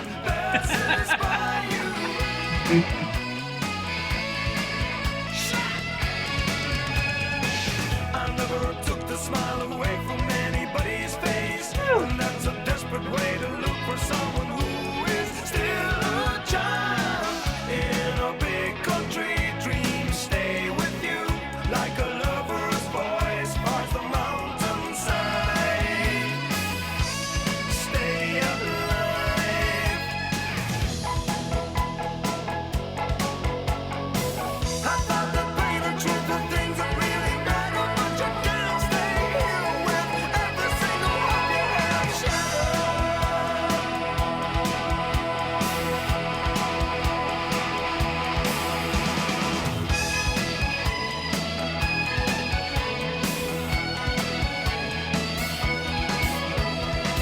I'm not expecting to grow flowers in a desert, but I can live and breathe and see the sun in winter time. In a big country, dreams stay with you like a lover's voice parts the mountainside. Stay alive. Proud of him for doing such a good job. I think it was funny because he was like, well, I'm going to ask my dad. He kept saying, I go, just get your, it's all good, we're cash. And I was okay, well, I'll run it by my dad. I'm going to run it by your dad. What can I know? So